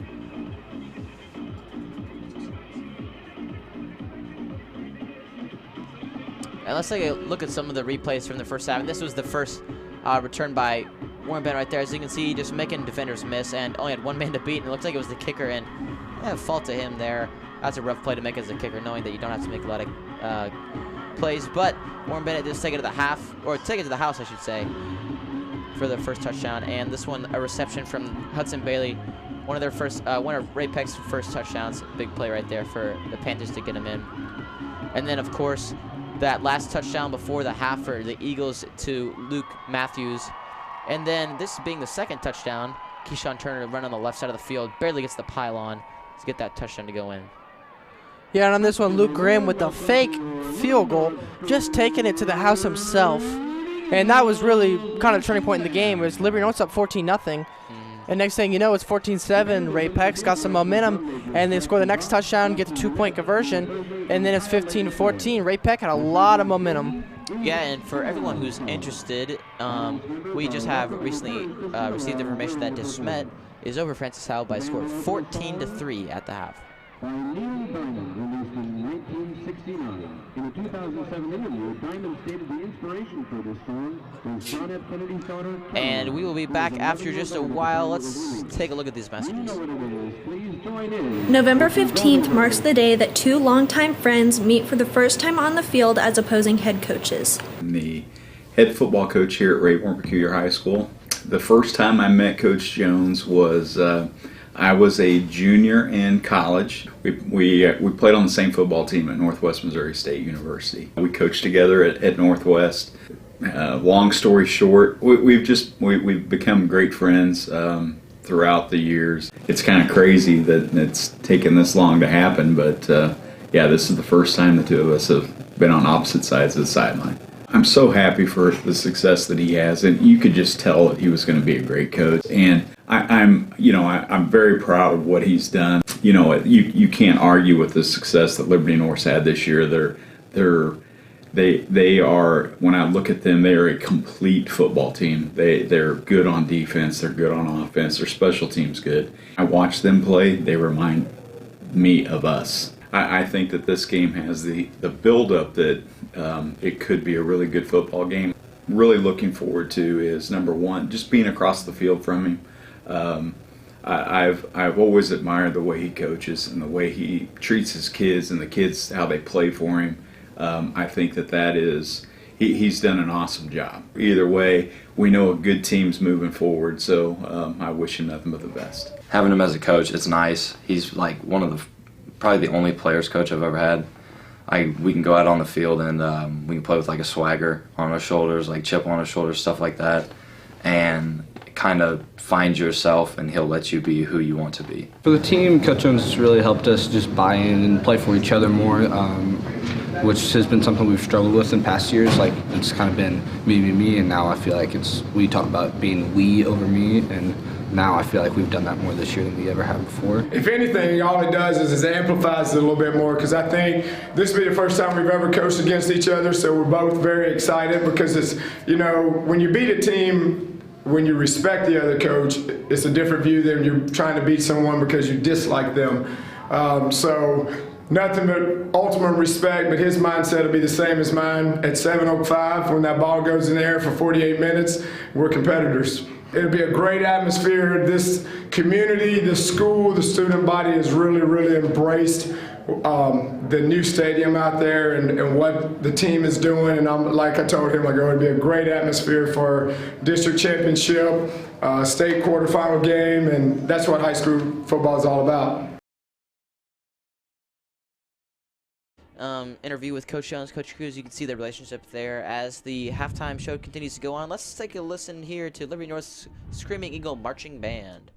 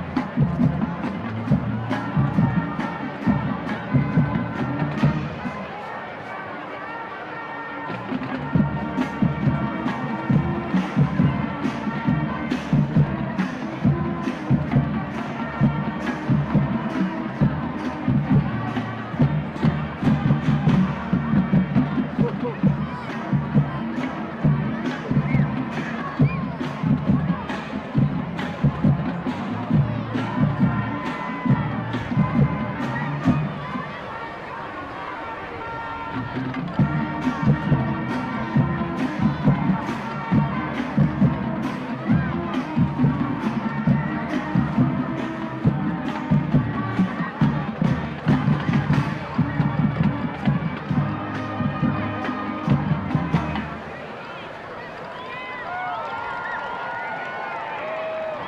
in closing, everyone sing along and clap your hands to the Liberty North fight song.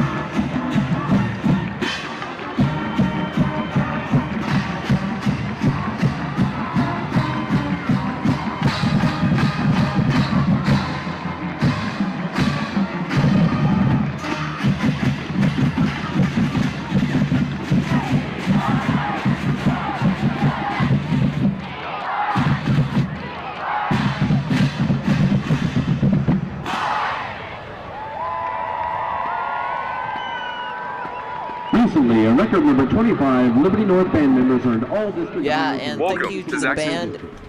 Thank you to the band and the Golden Girls here. And even though it is cold outside, it is a great atmosphere here tonight with both student sections showing out. Let's take a look at the student section video here for Liberty North. Welcome to Zaxby's Field in Liberty, Missouri, home to the Liberty North Eagles. My name is Trevor Laird, and I'm currently standing here in the Eagles student section where right now it may seem calm and cozy. On Friday nights, it's something else.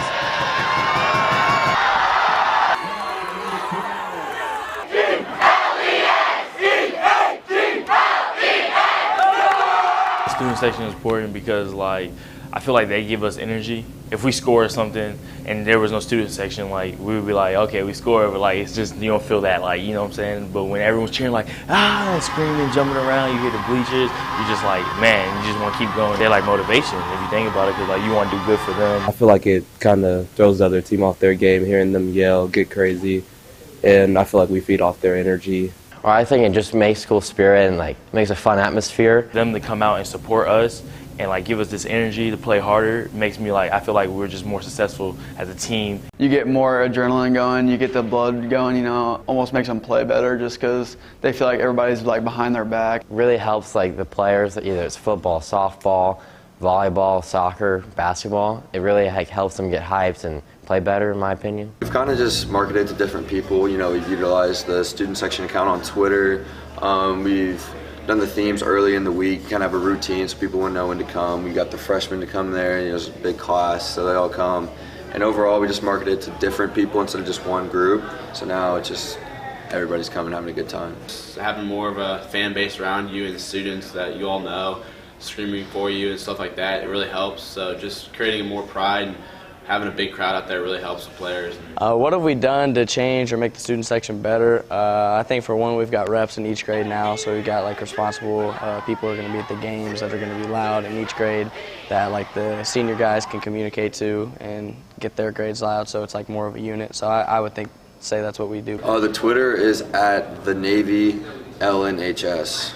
What's the student section mean for me? To me, it's just a good time. Besides playing basketball, it's my favorite part of high school is going to the football games on Friday nights and just having fun, going crazy, and everybody should come out because it's a good time. For me, I don't mind being in roles or positions of leadership, so it's fun like to do stuff with my classmates that's kind of different. It's our senior years, you know, try to make it as loud as fun as we can because we only have, 7 more football games in high school, so. And I know for my friends on the football team, you know, it means a lot for them, so us to cheer them on and for them to play. And it's overall just a fun time on Friday nights. My senior year, it's my last year really, so high school is all about having pride and stuff and showing up to events. So being a student section leader and really getting more people out, leading it all, it really means a lot to me.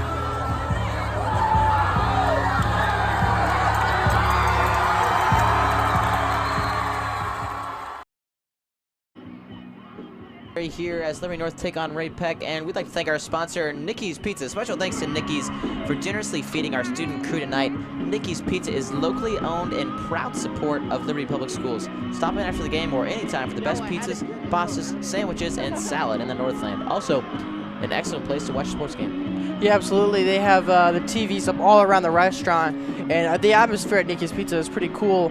When you get a sports game with the Chiefs, the Royals playing, of course this time of year is the Chiefs, everyone in that place goes wild. Yeah, someone else you can kind of relate it to if you've never been to Nikki's is maybe the likes of Minsky's is relatively similar. It's got that family-friendly atmosphere that you can take the whole team to. Go into the game, after a game, maybe after something I know that I did when I was a kid, after baseball tournaments you'd take there, and your mom, you'd give you some change so you can go play in the game room. It's a little bit different at Nikki's though, but they still have the opportunity, that same family and team style opportunity to go and eat there. Yeah, now looking at some of the important players from tonight's game, well, it's a tight game, so it really could go either way. Right now, Jake Van Dyne is a possibility there. He's 8 of 12 for 105 yards and a touchdown. So far he is on pace, along with his other games where he's playing pretty well. And Conrad Hawley, 5 completions of 7 attempts and 102 yards and a touchdown. And this is one of the replays. Luke Grimm, not able to get anything going on that one as the Eagle defense swarmed around him.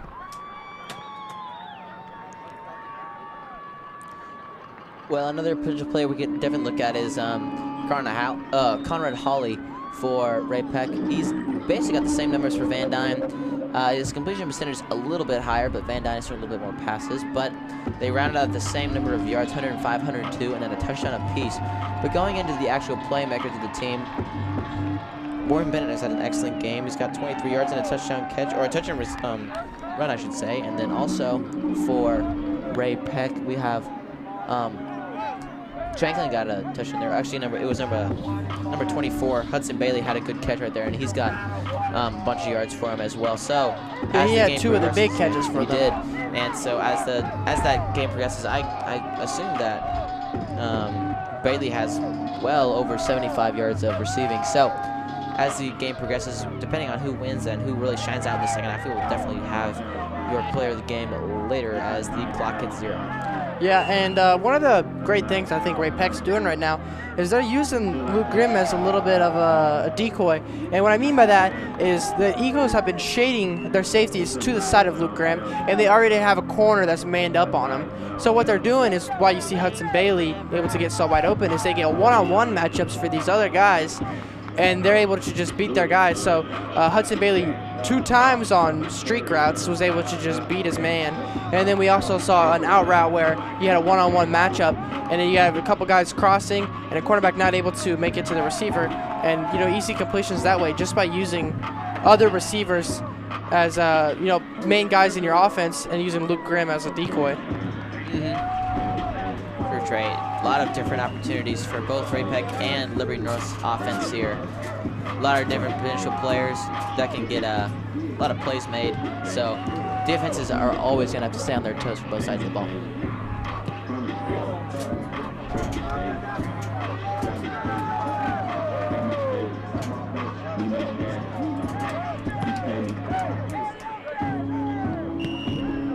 Yeah, and just thank you from some of the teachers at Liberty North.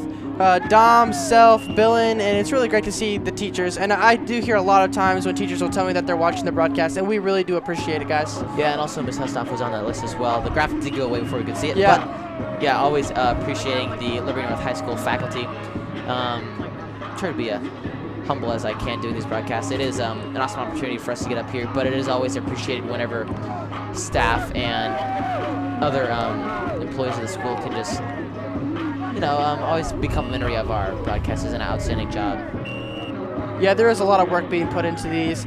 And, me and Cole, we have the easiest job. We just get up here, we talk about football. Sure. Yeah. Those other guys from the broadcasting truck, we got guys doing cameras right now that are all just doing a fantastic job. So just a huge shout out. We got, Trevor Larrett and Brett Fletchall, Rance Watts. Some of these guys are just doing a fantastic job. Sorry if I'm not going to name everybody. With Jaden Klug over here in the booth doing stats for us. Thank you, Jaden. Trevor Larrett producing. So a big thank you to all these guys that make this production possible. And a big shout out to Jeff Knoll from Niles Media Group. Shout out to him. I don't think I can name off the whole crew, but You guys are all appreciated. And Miss Higgins. We got Miss Higgins out there as well, always providing us a dog in the fight. Had a little bit of a controversy the past couple weeks doing these playoff games, but we can always count on her to be on our side and give us that extra little push we need, because I know as students don't have as much pull as maybe an adult teacher like that. Or any pull at that. Yeah, really, I have no say in anything. I'm just pretty face.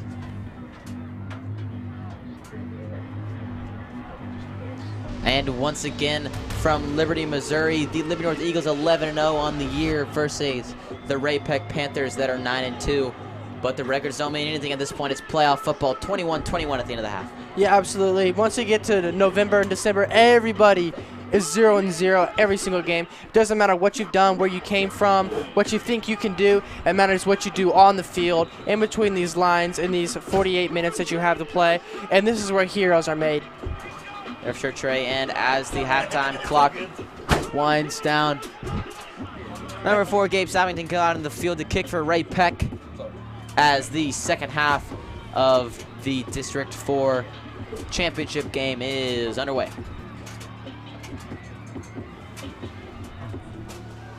And Liberty North, of course, will receive the second half kickoff after kicking the first half.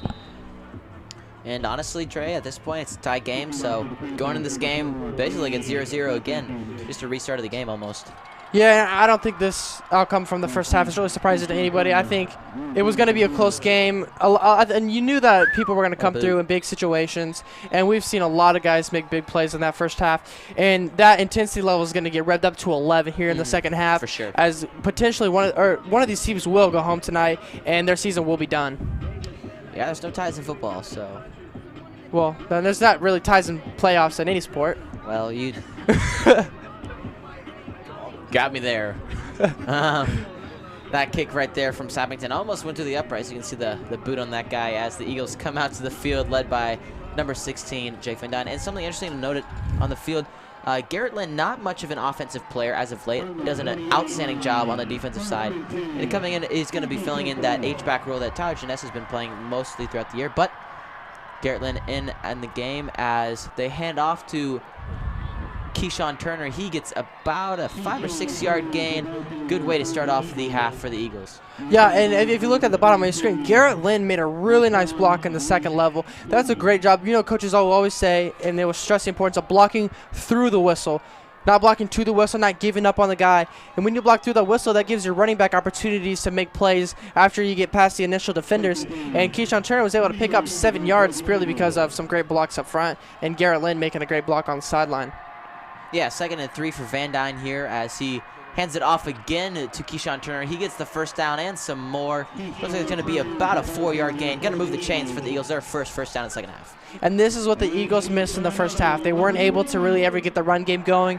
They had that one series where they were able to have a few times where they picked up 5 or 6 yards on 3 or 4 carries. But other than that, the running game has been pretty quiet.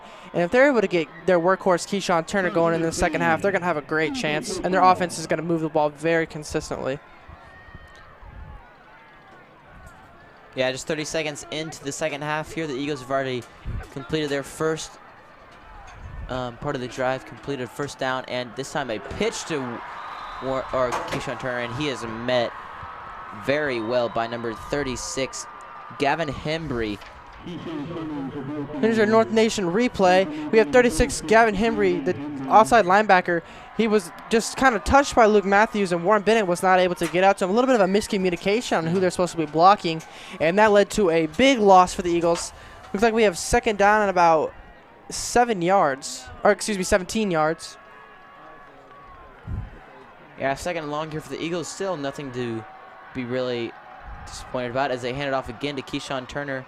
This is his 4th straight carry on this drive, and it's going to get a 5 yard gain. Yeah, Keyshawn was cutting it up the middle. He thought about going outside, and it looked like he was really just one broken tackle away from taking that one possibly to the house because there was almost nobody in the middle of the field. Good job from Ray-Pec linebackers to be able to fill a hole and make a tackle because that one had the potential to go to the house. 3rd and 13 for the Eagles They got some ground to make up here, but they definitely have the playmakers to do it. The snap from Van Dyne. As he rolls it to the left, he's got some time, but does not have that much time and takes a big sack right there. Ray-Pec's defense coming in big, and guess who? Number 36, Hembry coming in again, getting a big sack right there. Yeah, Hembry once again getting in the backfield. We see him to the left outside linebacker, and the right outside linebacker, and he just goes right around untouched. Van Dyne rolling out to his left, and he did not have anyone open quick enough to be able to get rid of that ball. And smart move, just taking a sack. He really had nothing he was able to do. It was either 4th and long or 4th and really long. Well, yeah. So you're going to get, all you can hope right here for the Eagles is Braden Presser getting a good punt. He was player of the game last week, definitely had excellent opportunities to change the field positioning, and a great punt right there from Presser. Gets to the 40-yard line and takes an eagle hop to about the 35-yard line. So a great punt right there. He's going to get a net gain of about 60 yards. A great punt right there from Braden. Yeah, and what that does is it neutralizes the punt returner. They have Luke Grimm back there. We've already talked about how electric he is. And with a punt like that goes behind him and then bounces out of bounds, he's not able to do anything. No. So that's just the importance of the kicking game and special teams. We've seen special teams plays have a big impact today. Ray-Pec had a big kick return. Liberty North, of course, with the punt return for a touchdown. And Braden Presser with a nice punt there, neutralizing any potential punt return from Ray-Pec.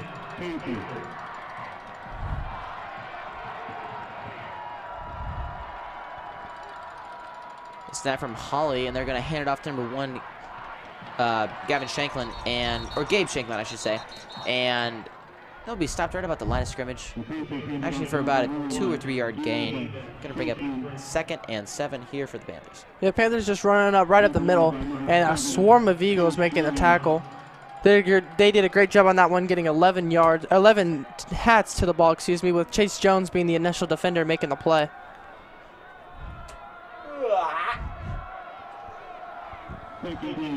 Second and 7 for the Panthers.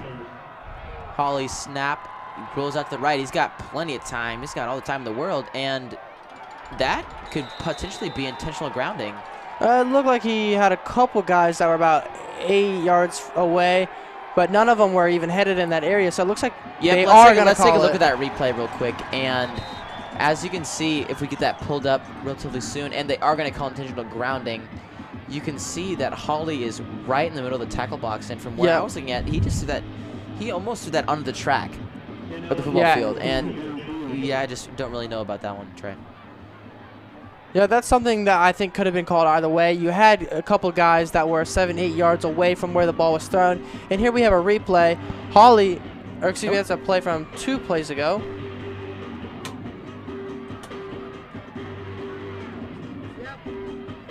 Well, it happens. A little bit of a mess up there, but we're still going to have that intentional grounding call, and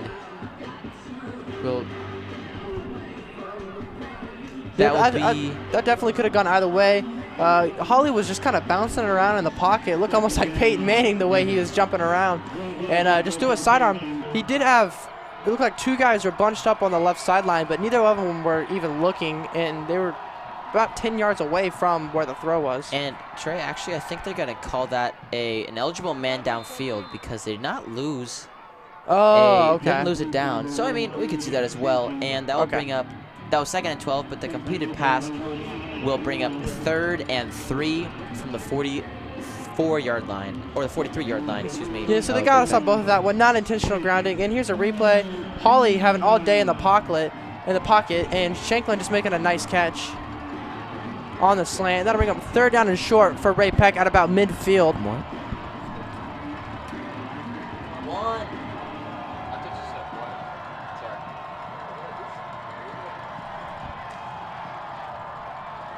Big snap right here from Holly as he's got time. Hands it off to the big player right there, Luke Grimm, and he's going to get the first down and some more about in Eagle territory. 1st and 10 as that'll move the chains for the Panthers. Yeah, Luke Grimm, they're going to be giving the ball to him all throughout the night. I mean, we've seen him. They try to get the ball to him in open field really any time that they can, and he's no stranger to running the ball. We talked about the 5 touchdowns on the ground, but he actually has 84 carries for 435 yards on the season coming into the game.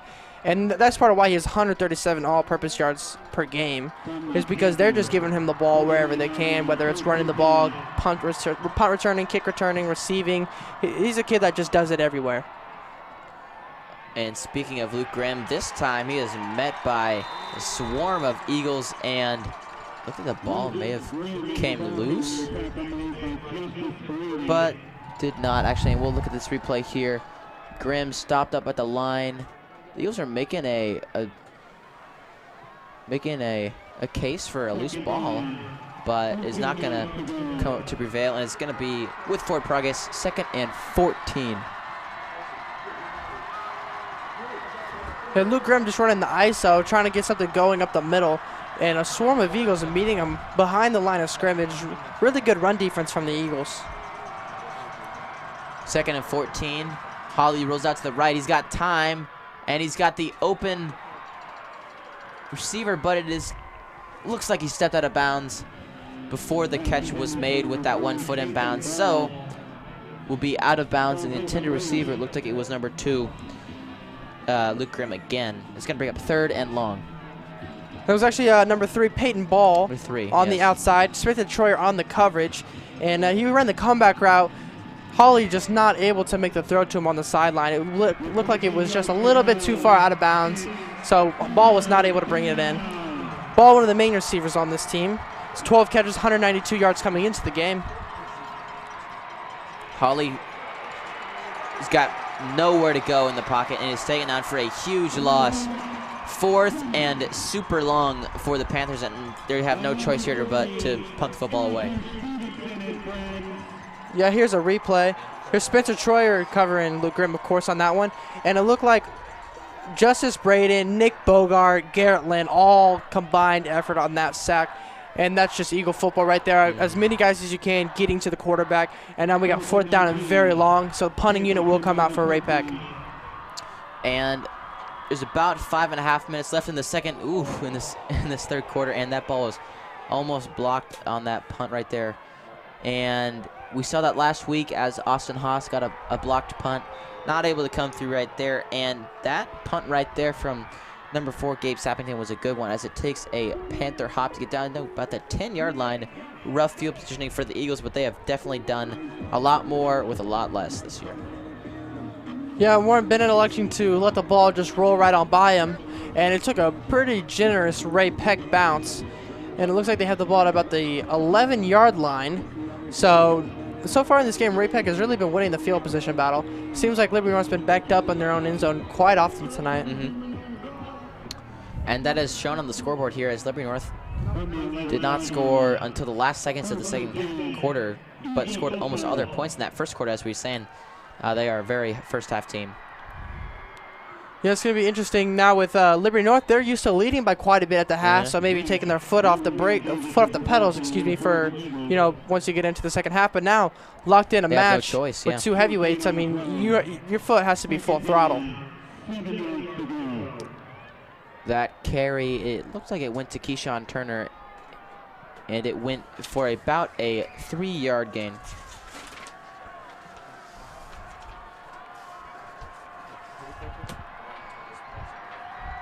About 2nd and 7 for the Eagles. Keyshawn Turner going around the outside. Ooh, trucking the corner on the outside. Hard run from Keyshawn Turner. Yeah, and just a reminder, tonight's game is not only a competitive contest between these 2 schools, but it's also an educational experience for the students involved. Because high school activities are about learning life values, your friends at Liberty North High School and the Missouri State High School Activity Association remind everyone to do their part in keeping our hometown sports a positive experience for everyone. When you attend your next game, do your part to help rekindle the spirit of citizenship by showing good sportsmanship. You'll be teaching a positive lesson. You'll be presenting a proud tradition in the state of Missouri. 3rd and 4 for the Eagles here. Van Dyne takes a snap, rolls out to his right. He's got time. It's going to be a false start. And they are going to get a false start penalty. 3rd and 9 will be the upcoming play for the Eagles. It looked like the right tackle, Shane Rance, for the Eagles, just flinched.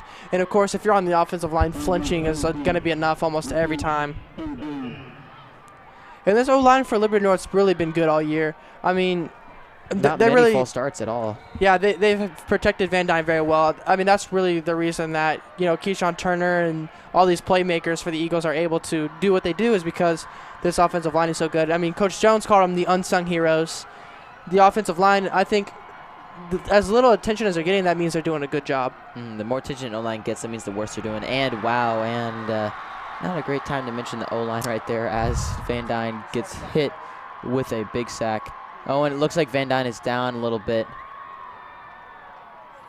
And it looked like Van Dyne was hurt on the after that play. Got lit up and it looked like the entire defensive line from Ray-Pec got to Van Dyne on that one, and that's why he's limping getting up. It's cold outside, and that hurt a lot worse than it would have if it was 75 degrees out there. I'm going to tell you that right now. Well, Trey, it seems that our director Trevor kind of Rex Heathered us there. As you can tell, the color commentator for the Royals will mention something in the game, then all of a sudden it's going to happen. So just like that. And an interesting punt right there from Braden Presser, as he really had no time. But with that kind of punt being from the back of the end zone, that's going to bring the Panthers out to the 30-yard line of Liberty North football to get that great field positioning there.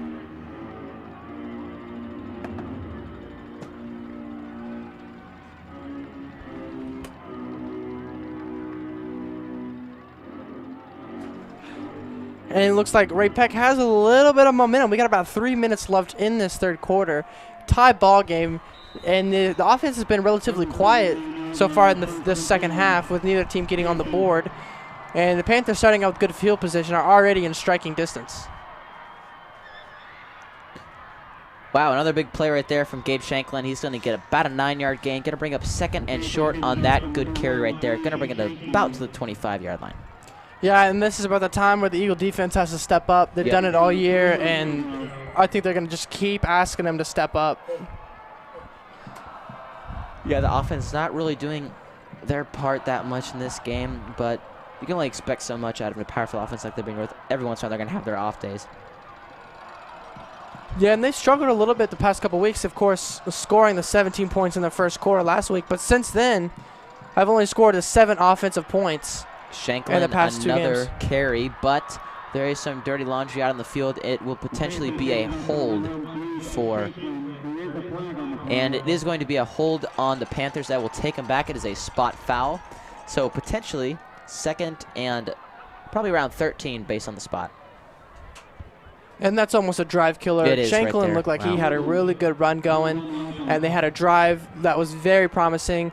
A holding penalty like that can almost kill the entire drive.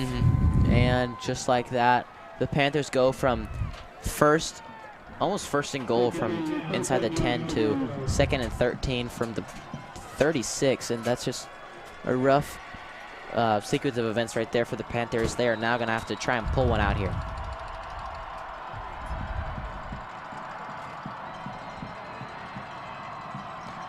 Panthers are going to go with the wishbone here on this play.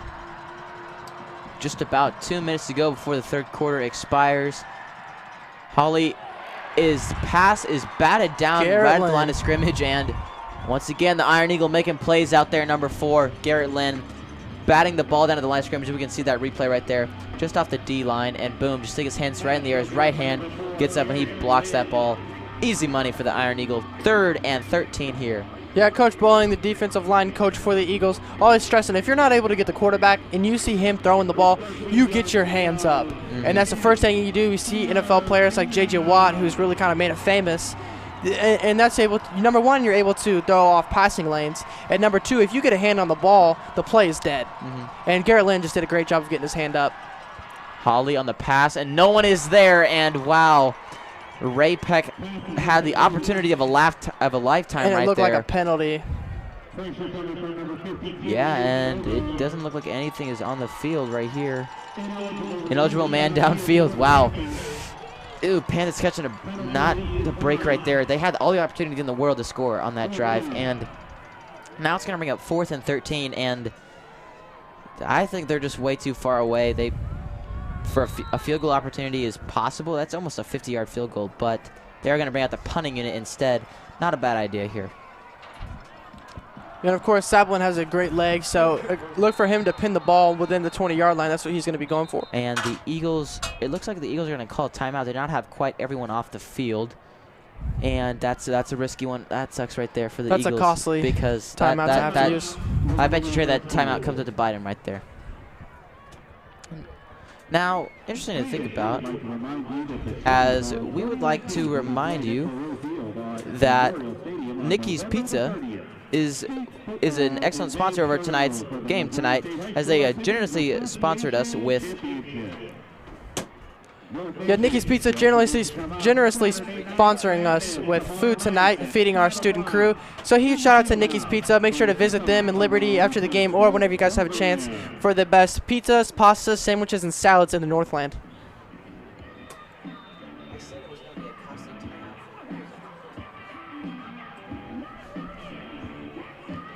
And it looks like the teams will start to take the field once again. We have about 2 minutes, 6 seconds left in this third quarter.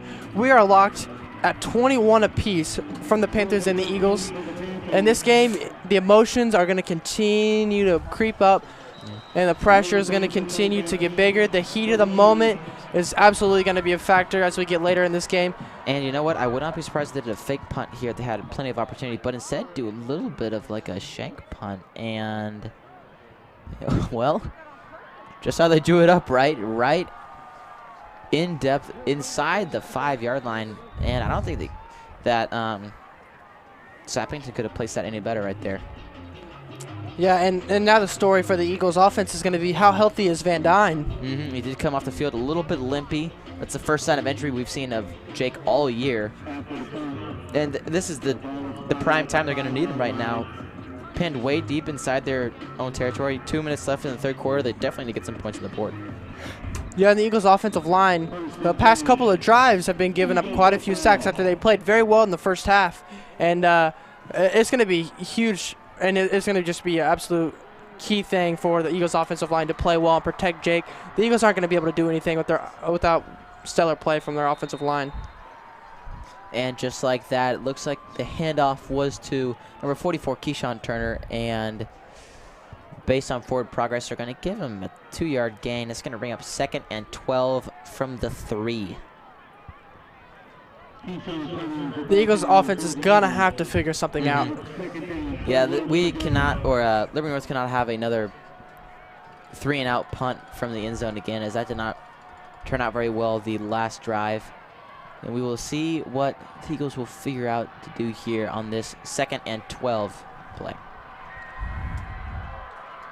And really backed up on your own goal line, not really a ton of options. No, and the handoff right there, that looked like it went to number 34, or number 44, Keyshawn Turner, and didn't get much of a gain, maybe getting back to the original line of scrimmage. 3rd and 11 as... And now we got 3rd down and 11. You're backed up in your own goal line. Now is the time where Jay Van Dyne has to take this game over, and he's going to need help from his offensive line. He has not had time the past couple of drives, and that's why the Eagles' offense has really stalled out. Van Dyne was at the right. He's got time, and he's got the man open he needs.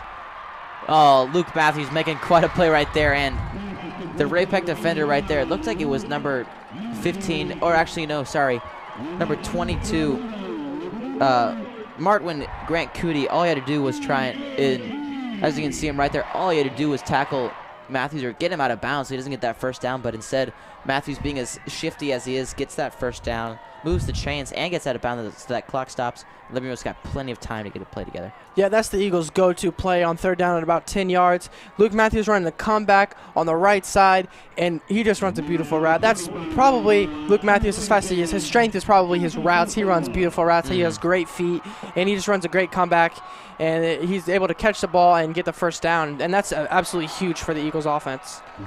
Yeah, and that's really not surprising at all. The carry right there by Warren Bennett, or Zach William Davis, actually, is going to get about an 8-yard gain. No surprise there. Luke Matthews, he plays center field for the baseball team here, so no surprise he has good feet and good running ability, as he does have to do drop steps in the outfield. So having the ability to run good routes is definitely a big key here, as the Eagles versus Ray-Pec Panthers game goes into the fourth quarter, 21-all.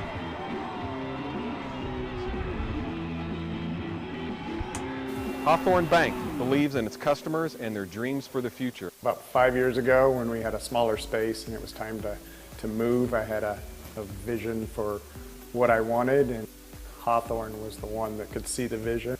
Honestly, I don't think it could have happened without Hawthorne Bank.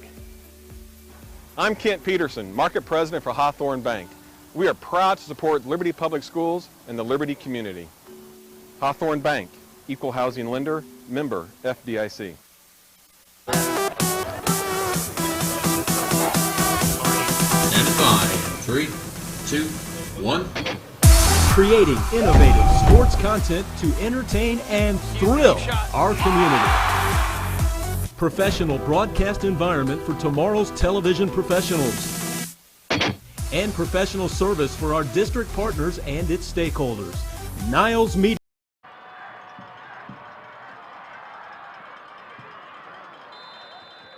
Panthers in the District 4 championship game. The handoff to Zach Willingham Davis, and based on the spot, they will give him the first down. 1st and 10 for the Eagles at the 35-yard line as the final clock starts to tick down.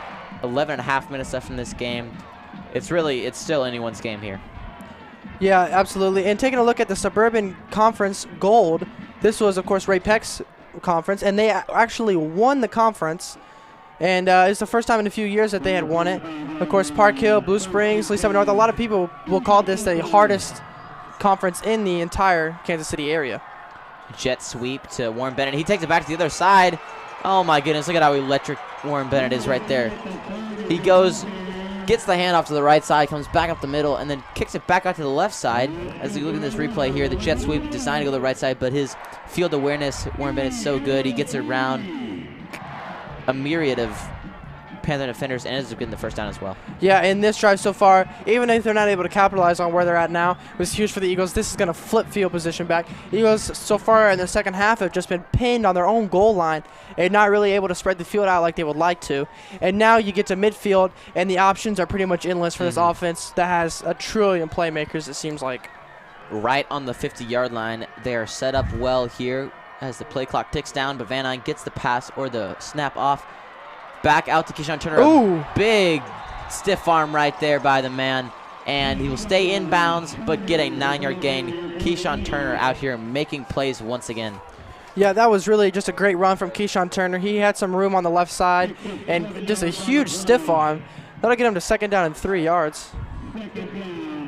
And a quick shout out to our Liberty North cheerleaders here. They will be going to state on Sunday as they are the regional and district champs of this Kansas City area, and always a sight to see them because the football would not just be the same without cheerleaders leading on all the crowd here, getting everyone hyped up for the games. Yeah, really everyone involved in these football games really make it what it is. And, you know, the cheerleaders, the band, Golden Girls, student sections, all the broadcasting that we do, it's really just a sight to behold here at Liberty North. And that play was blown dead, and it looks like it's going to be a false start on the Eagles. And that'll send them back a little bit. 2nd and 8 coming up just inside Panther territory.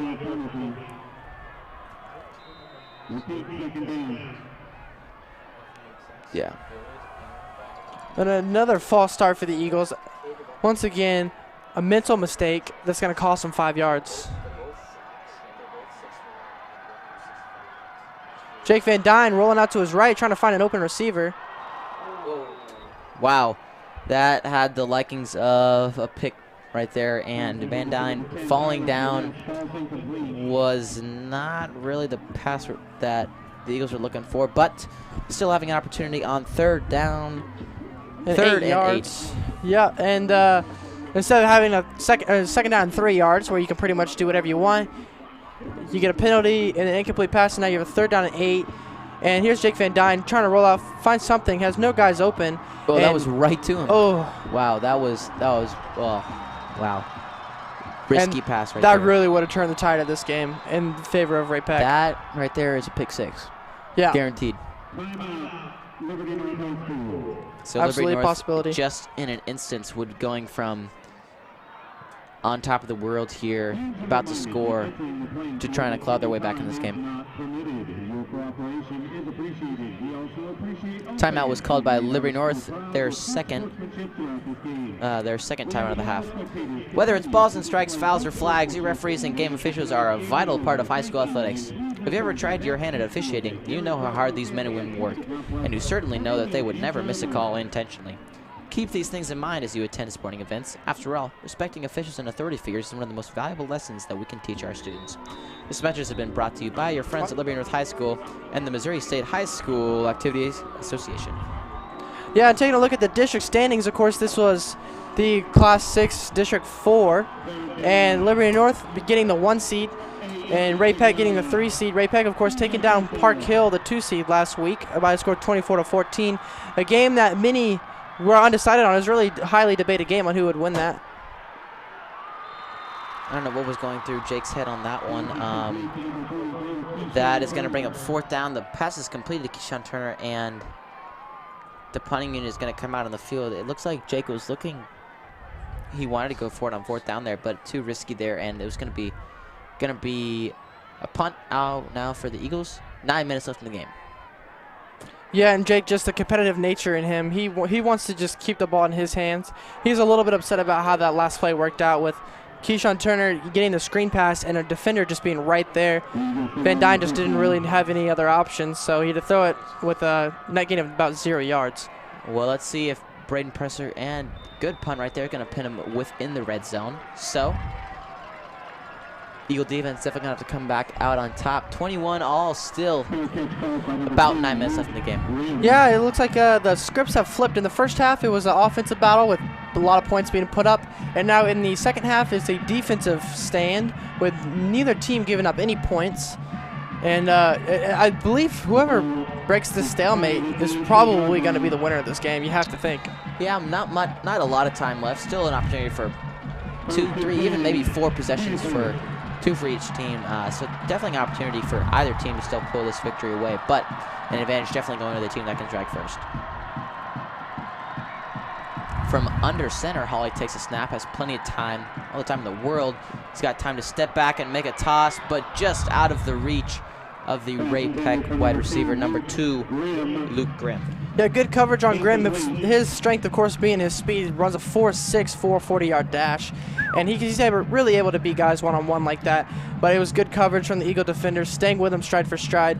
And that Hawley was not looking at anybody else on that play. He had a guy that was wide open on the right seam and never even looked his way. That would have been a really hard throw to make, of course, across the field and way down the field. But you know, didn't even look at him. He went to Luke Grimm and incomplete pass. Hawley again, but instead hands it off to Shanklin, and a good job by the Eagle defenders right there. Gets about a 1-yard gain. Gonna bring up 3rd and 8. 3rd and 9. We'll call it 3rd and 9. Coming up here. And one thing that's interesting here, Trey, that I've seen that neither team has turned the ball over. And that is something that both teams are really good at. The turnover ratio for both teams is really good. The Eagles, of course, only turning the ball over 8 times all season and forcing 23 turnovers. Yeah, and no picks, no fumbles have been scored by either team. So both are playing really clean games. Ooh, good tackles right there. And the ball is completed. That one to number 54, Carter Moore. Or 52, I should. Number 20. And not really sure who was able to make the catch on that one, but that's a huge 3rd down stop for the Eagles, a 3-and-out forced. And now Ray-Pec has to punt the ball back to Liberty North with Jake Van Dyne and the Eagles offense just having their best drive of the second half, possibly a little bit of momentum. And it takes a Ray-Pec bounce, but still good field position for the Eagles. It is their best field position of the second half. And we'll see if they're able to capitalize on it, Cole. Yeah, for sure, Trey. And a good punt right there from Sappington. But nonetheless, sets Liberty North up really well. Best field position they've had all half. 7.5 minutes to go here. Yeah, we got 7.5 minutes, and the blood is just pumping on both sides. It looks like all the fans out there bundled up, freezing cold, but I'll tell you what, their blood pressure is boiling. Here in Liberty, Missouri, we have a temperature of 42 degrees, but hardly any wind, but 42 degrees is still enough. So a little bit chilly, especially if you're sitting in the cold bleachers. The handoff to the Eagles is met right at the line of scrimmage, and it's going to lose a couple yards. That one was to Zach Davis. Look like Gavin Hembry with another tackle. Hembry has just been all over the field tonight, getting sacks, deflecting passes, getting tackles behind the line of scrimmage, and that time being part of a gang tackle on Keyshawn Turner. 2nd and 11 for the Eagles. They definitely need to get the ball to their playmakers starting now. On just over 6.5 minutes to go. Van Dyne rolls out to the right. He's got time. And he had the opportunity to make that throw, and he just missed it again. Throwing on the run. Van Dyne has shown that before, where he has started when he throws it on the run. Let's take a look at if he caught this or not. He was really pleading his case on that one, that he caught the ball. Van Dyne, of course, a little bit of a low throw, and we couldn't quite tell from that replay. Yeah, Luke, once again, frustrated with the referees, saying that he caught it. That's twice. And Luke Grimm is now in at cornerback for the Ray-Pec Panthers. Well, if you got speed, why not use it? Yeah. As we were saying before, Van Dyne's had a tough time throwing on the run, and it showed there. He threw a little bit short, but he goes out to the right side again. Defensive pursuit. He's got a man downfield. Oh, and just overthrew him. It looked like that was number 85, Luke Matthews, again. Had him wide open. If he just makes that, pass, that's an easy touchdown right there, and just too far out of the reach of Matthews. 6.5 minutes to go as the Eagles will punt away again. Yeah, he had Luke Matthews. He just got to put a little more air under that one. Try to throw a bullet and hit him in stride. But when you got 2 steps on him, you got to throw it a little bit higher, put some loft on it, and let him run under it. Of course, those two just had a great connection all year. Luke Matthews not really been able to do a whole lot in this game, of course, with 2 passes that he believed he caught. And then that one where he was able to get open, but Van Dyne not able to make the hard throw to get it to him. Good punt from Presser as it gets relative good field positioning for the Panthers. They will start at the 32 of Ray-Pec with 6.5 minutes to go. Yeah, 3 and outs for both teams to start their offensive possessions. Now Ray-Pec will get the ball once again. Their offense, of course, just like the Eagles' offense, has been stalling in this entire second half. Locked into defensive battle, got 6.5 minutes left. And I really have no idea how this game's going to go. This could go a number of ways. Yeah, not a single score since the end of the second half, or the end of the second quarter, I should say. This definitely has the potential of going to an overtime or even like a score by each team. And there is a flag on the field. After that run, it could potentially be a false start, or maybe... False start would be dead ball. They'd call it whistle. So I believe it would have been an illegal motion. We'll see what the officials discuss here.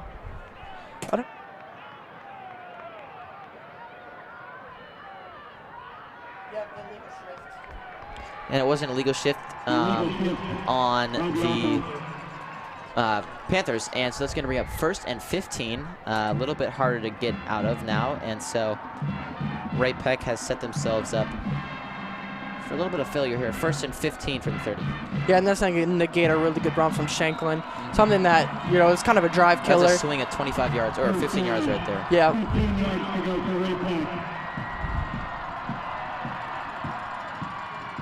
Grimm in motion, but they hand it off to Shanklin again, and this time, whoa, spin him a little bit around, and looks like that was handed off number 1, Shanklin, and forward progress will give him a 2-yard loss. We'll take a look at that replay. Yeah, that he put him through the spin cycle. Yeah. And it's not because he put the spin move on him. He was just tossing him around. My goodness. And it looked like that was Connor Baxley. Yeah. And that just shows Shanklin's balance, not going to the ground. And, of course, you know, that he has nothing to lose staying on his feet because forward progress brings him all the way back up. Yeah, 2-yard loss, or about a 1-yard loss. Going to bring up 2nd and 16 as the field starts to open up a little bit more.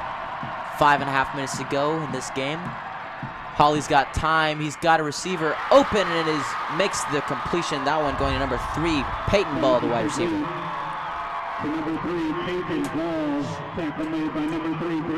Yeah, Brady Snyder just not able to keep up with ball on the crossing route. And Hawley did a great job of staying in the pocket and finding his open receiver for a huge first down for Ray-Pec. Yeah, that's over that's a 20-yard gain right there. You can't have much better than that if you're Ray-Pec trying to dig yourself out of a hole there. 2nd and 16, that's an easy way to get out of it.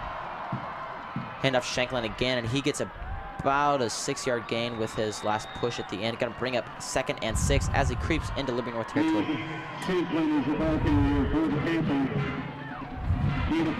And once again, a close game for the Eagles last week. Had a very close game, 17-14 went over Rockhurst, and now we got a game tied at 21 apiece. Ray-Pec with a relatively stress-free victory for a game against Park Hill, winning 24-14, although that game was close throughout, and this is a dogfight. 2nd and 5, 4.5 minutes to go. Snap to Hawley as he's got time. Oh, and Shanklin goes down. Wow, that is big right there. Shanklin slips and falls, loses a yard or two, and that is not going to bring up 3rd and 7 for the Eagles, or for the Panthers. And a big 3rd down for Ray-Pec, and this is going to be one of the things that's a turning point in this game. Yeah, and Trey, you got to ask the question here. 4th and 6 on the 50, are you going for it? No, I'm not. I'm punting. Yeah, you can always take it to overtime, for sure. And a pump fake from Hawley. Oh! It looks like we have a flag, possibly defensive holding on Brendan O'Neill, who almost got burnt once again. And on the same receiver. They will. Officials officiating. Wow.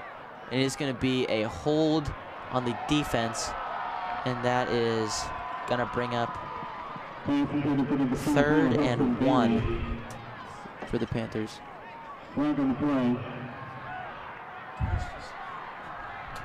Actually, an automatic first down at his spot foul.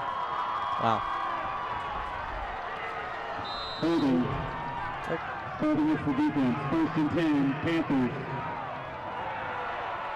Yeah, that's a rough play right there for the Eagles as they needed.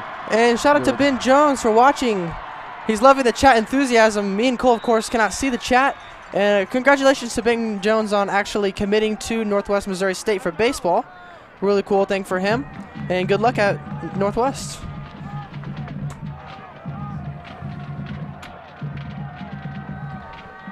And that run by Shanklin is brought down. 2nd and 7 now, and that goes back to that penalty by Liberty North.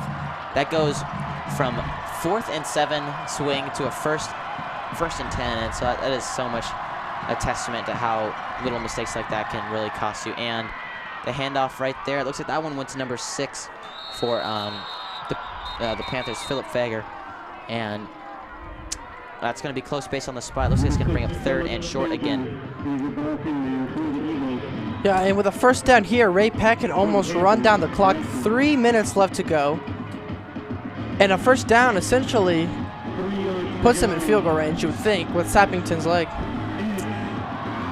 Yeah, 3rd and 3 here. Oh, they're going to cut it close. I don't know about this. 3rd and 3, this is a huge play right here for the Panthers.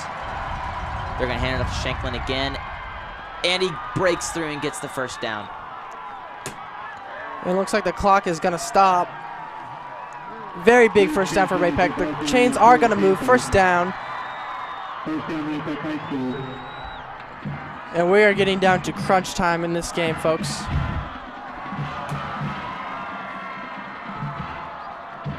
And you got to think Ray-Pec is going to continue to run the ball and try to run time off the clock. And if they're able to continue to get first downs doing it, they're absolutely just going to keep doing it. Shanklin again on the carry. And again getting a big gain. That one is almost 9 yards. And time is running out here for both teams. Definitely now in field goal range for the Panthers. Yeah, absolutely. And second down at about 3 yards. And the Eagles defense just kind of looks tired. They're getting worn down. It's been a long game. They've been on the field quite a bit. And Ray-Pec is having their way. Yeah, this is really where Liberty North needs to buckle down. Minute 54 left to go. If they can get a stop here and a potential field goal instead, or even a turnover, that would be huge for the Eagle defense and going into the game, or going into these last couple minutes for the offense. Back to Shanklin, but he's going to get outside and a first down and wisely stays in bounds. It looks like the clock's going to stop, actually. Number 6, Philip Danger is your ball carrier. Picks up the first down for the Panthers. Looks like they got the ball. The 15-yard line will be first down at 10. A minute and a half left. Clock running down.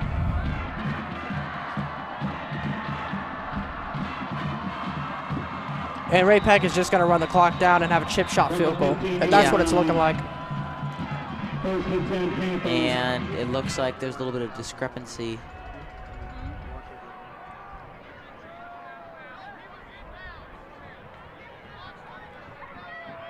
And Zaxby's field just went silent.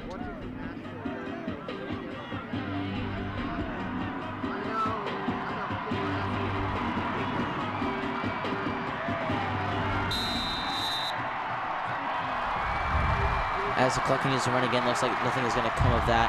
First and 10. The Excel clock continues to run down. 1 minute to go as the Panthers will continue to run down the clock. Yeah, they're going to continue to just wind that play clock all the way down. You got 3 wisely. timeouts. Yeah. The snap, it is up. They get it back. Oh, shoot. Back to Philip Fager, and we get closer and closer, and the clock keeps rolling. Timeout taken by, it looks like the Eagles are calling a timeout.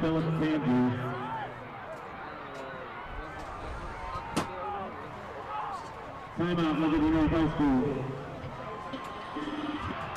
And the student section at Liberty North stunned right now.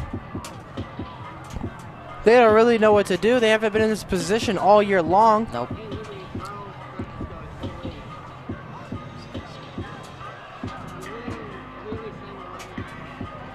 The Eagles trying to count their cards, figure out what they need to do, and I think their really only option is either to force a turnover or hope that Ray-Pec misses a field goal, and you have to stop them from getting a touchdown. You either stop them from getting a touchdown, hope they miss a field goal, or you kind of have to let them get a touchdown so that you have time. But yeah, 40 seconds if they were left. Gonna do that, if they were going to have to do that a couple minutes ago. Yeah. Ray-Pec just winding down the clock, running the ball down Liberty North's throats, and you just have to give them credit for this final drive. And we told you whoever broke the tie was probably going to be the team to win the game. Yep, 2nd and 5. Ray-Pec still has 3 timeouts. They have plenty of time as they continue to run the clock down. Handed off again to Philip Fager and is brought down at about the line of scrimmage. And an interesting thought here now, Trey. 3rd and 3. And as the clock continues to wind down, they're going to probably take it. 22 seconds. Ray-Pec calls a timeout. 22 and a half seconds to go. Liberty North and Ray-Pec still tied at 21 all. 3rd and 3 on the 9-yard line. Ugh. Man, my heart is pumping. Yeah, I don't know. This is the biggest game. This is the biggest game of the year, obviously, for both teams. District championship game winner will play the winner of DeSmet versus Francis Howell. Of course, if the Eagles win, they will go to St. Louis to play the winner of that game no matter what. And if Ray-Pec wins, they will go to St. Louis if Francis Howell wins. And if DeSmet wins, DeSmet will have to come here to play Ray-Pec. And out come both teams. Ray-Pec still has 2 timeouts, 22 seconds left. 3rd and 3, so here are the options. Liberty North stops the run right here. It comes 4th down. Call a timeout, kick a field goal, and they do run the ball again. Oh my goodness. Touchdown, Ray-Pec. And a huge play, and I think everyone in the building knew they were going to run the ball. You don't pass the ball there because if it's incomplete, you give Liberty North more time. And Shanklin just runs it straight up the middle, untouched, for a touchdown, and that could possibly be the end of the game. Of course, we still have some time, but that likely will be the difference in the game, and Liberty North's going to have a few desperate attempts to try to get a touchdown.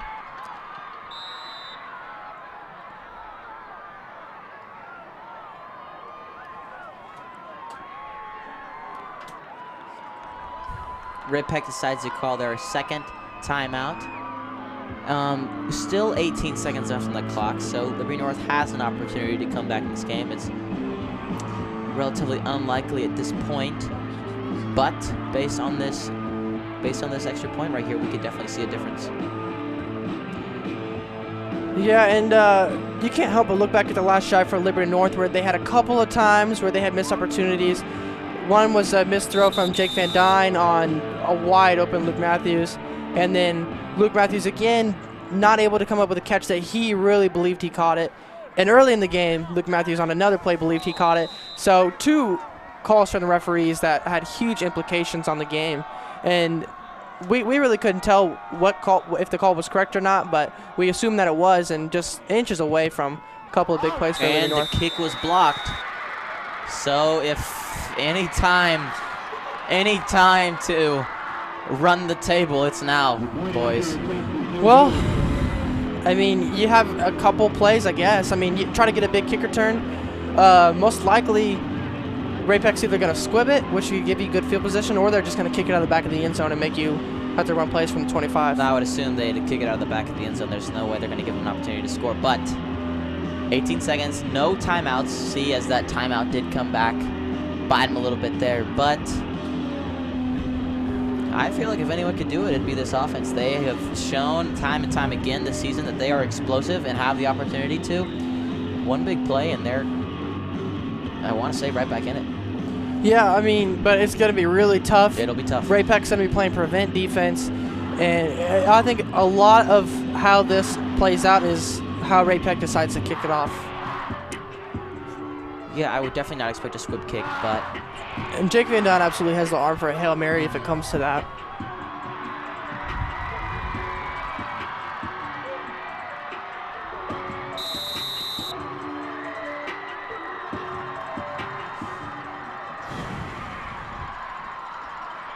Kicking off for the Panthers, number 4, Gabe Sappington.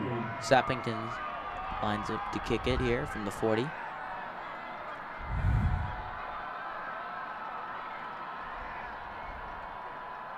And it is up and returnable. Warren Bennett receives the ball. And he falls down and fumbles.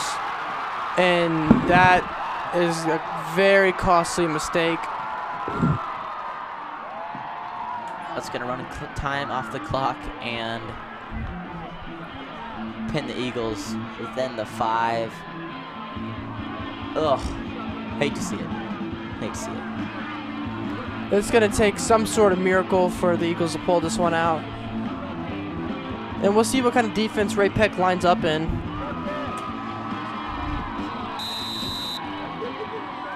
From the 3-yard line. Eagles have the ball at 3-yard line. 97 yards to go.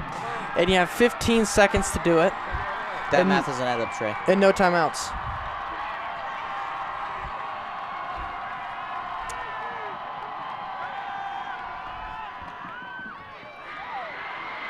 Ball's caught by Davis Ruckers, and he goes down.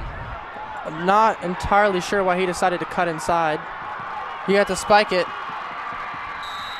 Oh, they got it off, and 1.7 seconds left. Interesting play idea right there from the Eagles. Good clock management right there from the Eagles to get the ball snapped and down. 1.7 seconds, and from the 10, this will be it, folks, right here.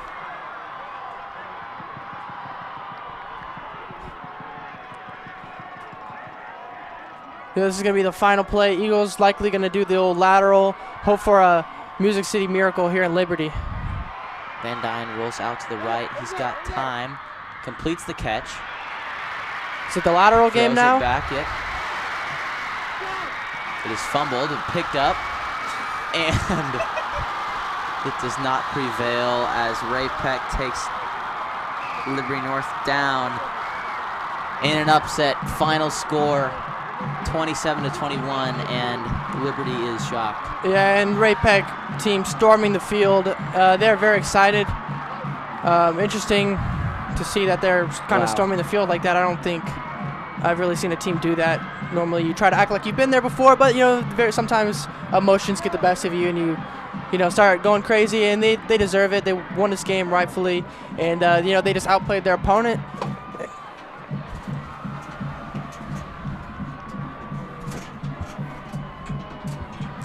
Yeah, and here's one of the early plays in the game. Spencer Troy making a big play on Luke Grimm. Luke Grimm, of course, really did nothing in this game. Highly touted player, but Eagles shut him down.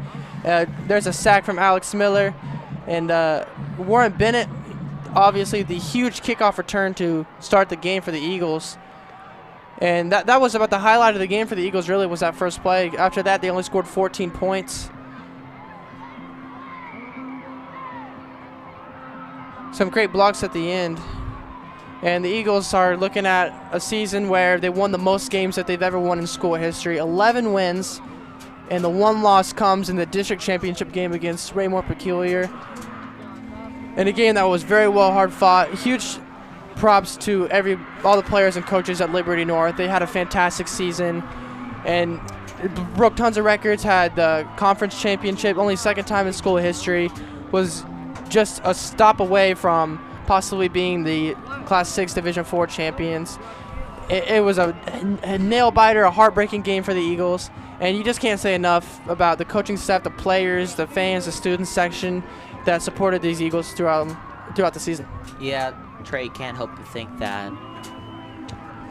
one thing goes another way. That's a Liberty North W. But that being said, an excellent game on both sides. Great defensive